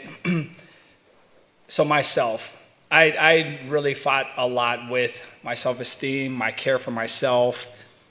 As a young teenager, I happened to go to prison at the age of 17. And so for me, I didn't have anybody that I could ever lean on. And so without really having that, I really kind of navigated towards people that were similar to me, that were hurt, angry, and kind of going through a lot of that internal strife. And so if I would have actually had somebody that said, hey, I care about you, for me and from a lot of others that I've come across throughout my time, that really is something that was very prevalently missed, is having somebody to truly lean on and to actually feel seen. One of the things you also have talked about, you were in prison for 18 years before Alternatives to Violence Project came into your life. And can you talk a little bit, and it was about 6 years before you were released. Can you talk a little bit more about sort of what the Alternatives to Violence Project has done, or did at that time for you, and then what you're doing with the organization now with Hennepin County Youth? Yeah, so what AVP helped me in particular with was to kind of find my voice and to be able to help others to be able to find out who they are, why we do the things that we do, because it's a very cognitive-based program. And so it's really dependent on like your own self. Like however much energy you put into it is what you get out of it, just pretty much like everything. And so for me, I knew that there was more kind of to just sitting around doing nothing and whatever. So within kind of the base of that is when you learn your voice, it helps to carry on and help others, because then you could be able to see them for the things that you might have gone through or the things that they may be going through. It's a lot easier to acknowledge that. And so through Hennepin County, we've gotten a contract, and so that we have to do 20 sessions, workshops, throughout the year. And so what we need right now also is facilitators, because we don't necessarily have spaces either. And so we have to find partnerships for spaces to be able to have these workshops. And so it's very, very much kind of within, we need help, you know?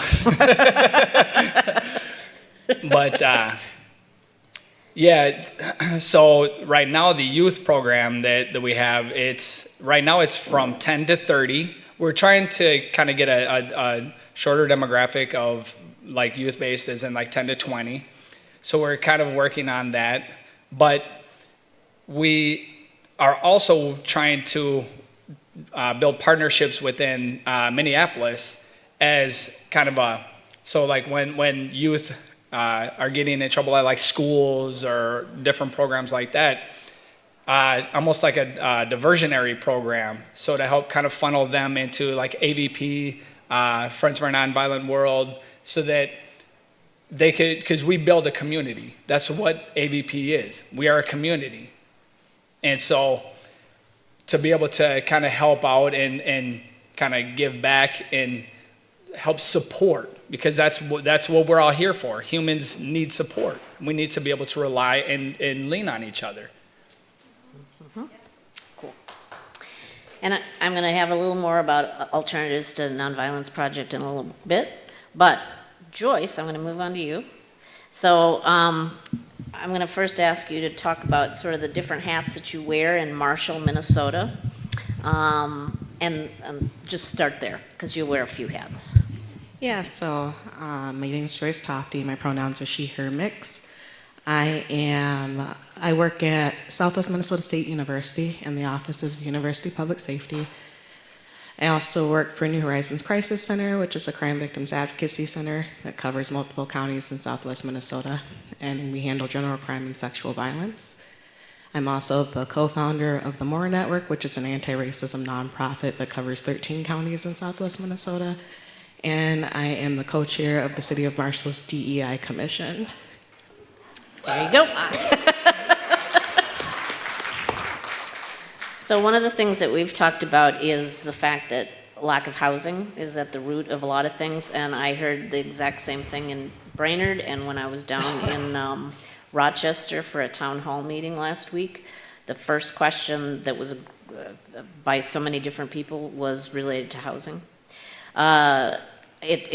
Housing relates to individual stability, community safety, having some place to go on re-entry from prison, having some place to go to leave an abuser. So from your perspective in Greater Minnesota, what do you see as the needs that are not being met? It's kind of a big question, but... Yeah, for sure. So one of the narratives that kind of exists is that the needs for Greater Minnesota and rural Minnesota are different than urban Minnesota, and that's not true, Like, just humans as a whole, we have the exact same needs. We have the needs for accessible and affordable health care. We have the needs for our identities being validated and represented. We have the needs for access to good education, clean water, environmental safety. We have the same needs. The difference is sometimes the barriers to accessing those needs might be different, rural versus metropolitan, but the needs are the same. So the same conversations that we have in the Twin Cities area are the same conversations that we're having in rural America. One of the biggest barriers to access for our area in regards to getting resources to help move initiatives is just we're forgettable. I'm just gonna call a spade, Like, anyone in the crowd, raise your hand if you've been to Worthington, Minnesota. Love it for us. Keep your hands up if you've been to Marshall, Minnesota. Love it. Keep your hands up if you've been to Wilmer, Minnesota. Sweet. So I'm naming the big ones. Hands up if you've been to Garvin, Minnesota. Hands up if you've been to Island, Minnesota. AHLEN. Hands up if you've been to Candy, Ohio. Not the county, the city. Gotcha. Right, and so that representation, and for those who are on camera didn't see, it's 20 to 30 people for the larger cities and 2 to 5 people for the smaller ones. That's what happens with our funding. And so it's easy for the city of Marshall, the city of Worthington, the city of Wilmer, the city of Morris, the city of Alexandria, the Mankato's of the world to get access to resources and funding, but yet the cities of Island and Maynard and Garvin are left behind. Now, working population-wise, those communities still come into our larger cities to work. But at the same time, when we're talking about building community, my town of 323 people, it's hard for them to get access to resources. What that looks like is driving 40 miles to go to a hospital. to go over to South Dakota because it's closer, and maybe in network for dentistry, for trying to find affordable housing, and affordable housing to the metro. You know, y'all might look at our house prices and be like, y'all haven't made. Okay, my income is less here, okay? So yes, our house is only $250,000, but my income is halved as well, so it's not quite the same. So the needs of Greater Minnesota are the same. It's just we have to remember that we exist. Number 2 need is people to listen, and that's not a Greater Minnesota issue either. You know, when we're talking about gender-based violence, when we're talking about anti-racism, when we're talking about incarceration needs, people have been screaming at the top of their lungs for decades about these things, but instead we wait until someone dumped money into a study to justify the allocation needs to address those issues. Generations after generations after generations have been begging for attention for these things. So as a community, we have to start listening to people and their self-identified needs in their communities to create these changes. Thank you.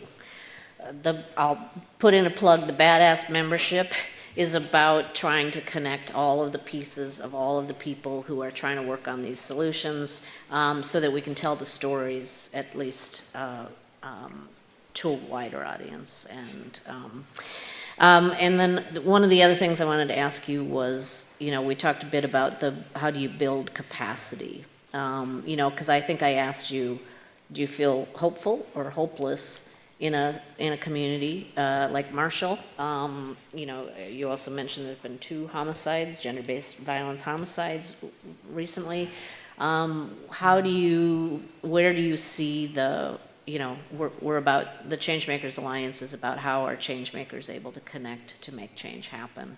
And do you feel that there's solutions? I live with the hope that my ancestors have given me. You know, like, I'm still here. Whether they were motivated by spider love, I don't care, but I'm here. You know, so I have radical hope and in the ability to make change in spaces. And seeing rooms like this of people hailing from all over the state of Minnesota give me hope that change can happen in my community. I feel honored and blessed to be on this stage with so many change makers and be around so many change makers, and knowing that I'm in my community with so many doers and movers and shakers who are committed to making the change in our lifetimes as far as that will go in our community. So yeah, I feel hopeful. Capacity-wise, is there the capacity? No, but that's true for everyone here. You know, we've heard multiple people talk about funding and allocation of resources and manpower and time. And at the same time, I think it's important to note that there's something to be said for not everyone has to be the doer. You know, like, not everyone has to be the me's who wear multiple hats and exist in multiple spaces. Sometimes doing is supporting, sometimes doing is speaking people into rooms before they get there. Sometimes doing is just using our social media and raising people up who are doing the work. Sometimes the doing is in referring. Our connection was literally based on that. So I feel hopeful because there's so many different avenues for people to connect and do the work, including joining the Changemakers Alliance. Mm-hmm. And the Collective Health series, which again is going to go on for a year, is going to be very much about the conversations we have around the state about all of this stuff.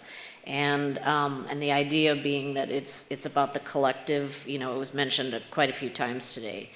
Gender-based violence, we still tend to treat it like, oh, this poor individual is having to deal with this, and so they're individual by individual by individual. The idea is that we're all collectively trying to deal with the same things, and so we need to tell the stories in a collective way. We need to. One of the big things we're interested in is the YIMBY-NIMBY argument. You know, we need mental health facilities. Sue and I have talked about that there's the pushback that happens. We don't want them in our backyard. We don't want the kids that are dangerous here. Well, then they're in your parks. And so the idea is to collectively talk about all the things that we could be doing together, so that it's not just the doers in Marshall and the AVPs that are doing things on a volunteer basis, going in for 3-day workshops in prisons, and for Catherine and her colleagues to feel like there's one person that has their back. So the idea is to try to build the collective through media as much as we can, and through the people that are connected here, and that's what we want to do as we lead to our 40th anniversary next year. We want to get the badass bus eventually. We want to have all of the badasses that are in this room and watching to be part of solving the things that otherwise a few people decide how the money gets spent. And so, which was also said, the louder you are, I think it was Veronica said, people don't know their power because they're still, they're having to fight it bit by bit. So we're going to do this. So that's collective health. So I wonder if anybody's got questions for these three people, and then we're so close on time, and then we're going to do two more badass awards to finish up. Anybody need to ask anything? Otherwise, yeah. Do you have families, children, and husbands and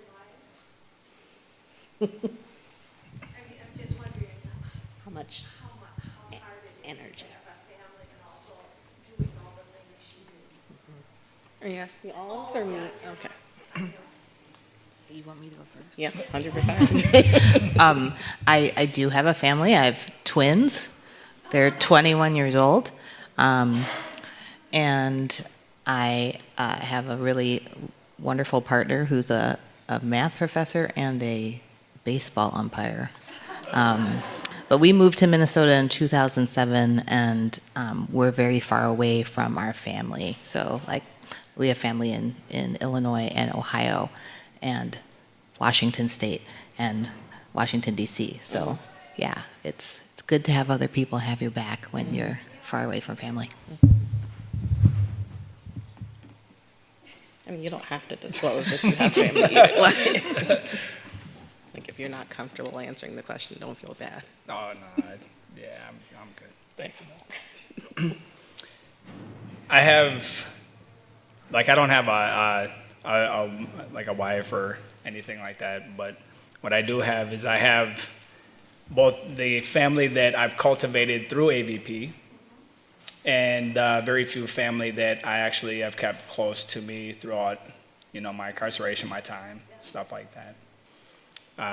And actually kind of within that is, and it is kind of part of AVP, is learning that those people that are very toxic, and some of them are, like for me, my mom. And so kind of within that of knowing that toxicity and having to kind of relinquish that overall relationship is kind of part of that, I do believe. But yes, I do have the family that I believe are true family. Thank you. Yeah, I have a husband and a son and a Great Dane and a cat and a whole bunch of other animals. So, human and fur families. And I don't really feel busy, to be honest. I think I have been blessed to have access to language that allows me to set very healthy boundaries, to practice radical, Audrey-level self-care, not like the I just take baths. I mean radical self-care, where I don't feel bad about saying no to things I don't have capacity for, because we can't actually do the work if we're on fumes. So I don't feel busy. Cool. Well, we're going to wrap up with two more awards. And a reminder that on June 2nd, Dr. Catherine Squires, Tyon Coleman, who's written a book about, I'm going to mess up that name too, but she's written a book. It's coming out in June about traveling without moving, the experience of a black woman in America, something like that.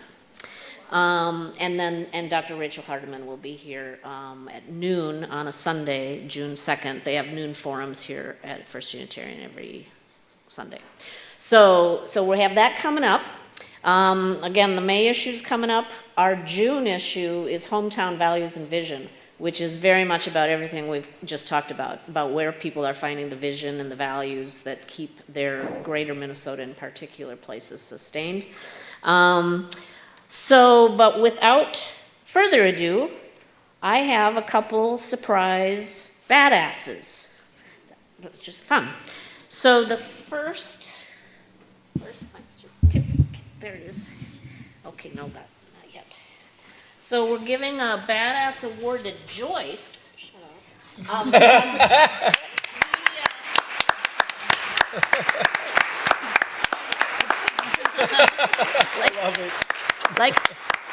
Like I said, we just got acquainted in the last few months through Michelle Braley, so we haven't had a chance to do a story together, but I know we're invited to be in Marshall to talk about a variety of things that she's involved with, so she will be in our pages. But in the meantime, she came down from Marshall to be here and talk with us today. She was part of the steering committee for this event. She's been great to talk to. So you get that, and then you'll be able to pick up one of these great baskets. So, and then I have another surprise award because there's a few of them in the room. Shay and Leah, sorry. And I know Ricky and Mike are here and a whole variety. We're giving an award to the Alternatives to Violence Project because they are amazing, and here's one of the stories from Breaking the Cycles That Lead to Violence that we did last year.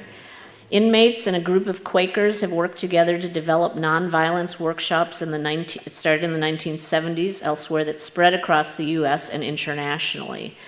These workshops are an example of how patriarchal norms can be shifted. They allow for change to happen in relationships over time and within the context of a supportive community that is grounded in simple values of respect, cooperation, affirmation, and trust. The exercises we do in workshops are for all people. Everybody can grow skills for connection and healing, which we all need. I also have wanted to lift up another line from my conversation with Shay recently, which was, as we've talked about, looking back, the more I'd hold things in, the less I cared about anybody. It really did come down to that. And we've talked about the fact that changing things is not rocket science. It's just about listening and talking to each other, and we can get much better at that, and media needs to be part of that. We've gotten very polarized in media, and we want to do what we can to change that. So I'm going to have an award. We have a certificate for the Alternatives to Violence Project, and you can figure out how to divide up the little goodie bag. And then I have one last award that's also a surprise. And Lydia, I want you to come up. Lydia, I'm going to get emotional.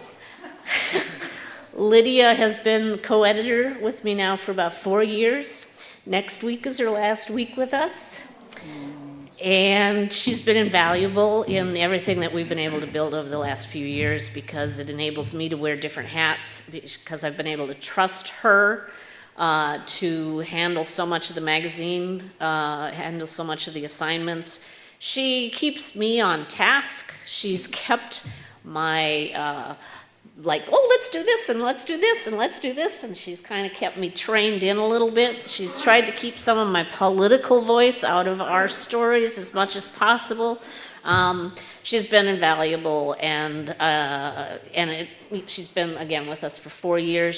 She came fairly fresh out of college, and so it's time for her to explore new things, and we made We made a badass, Sarah made a badass certificate for you as well. You get a gift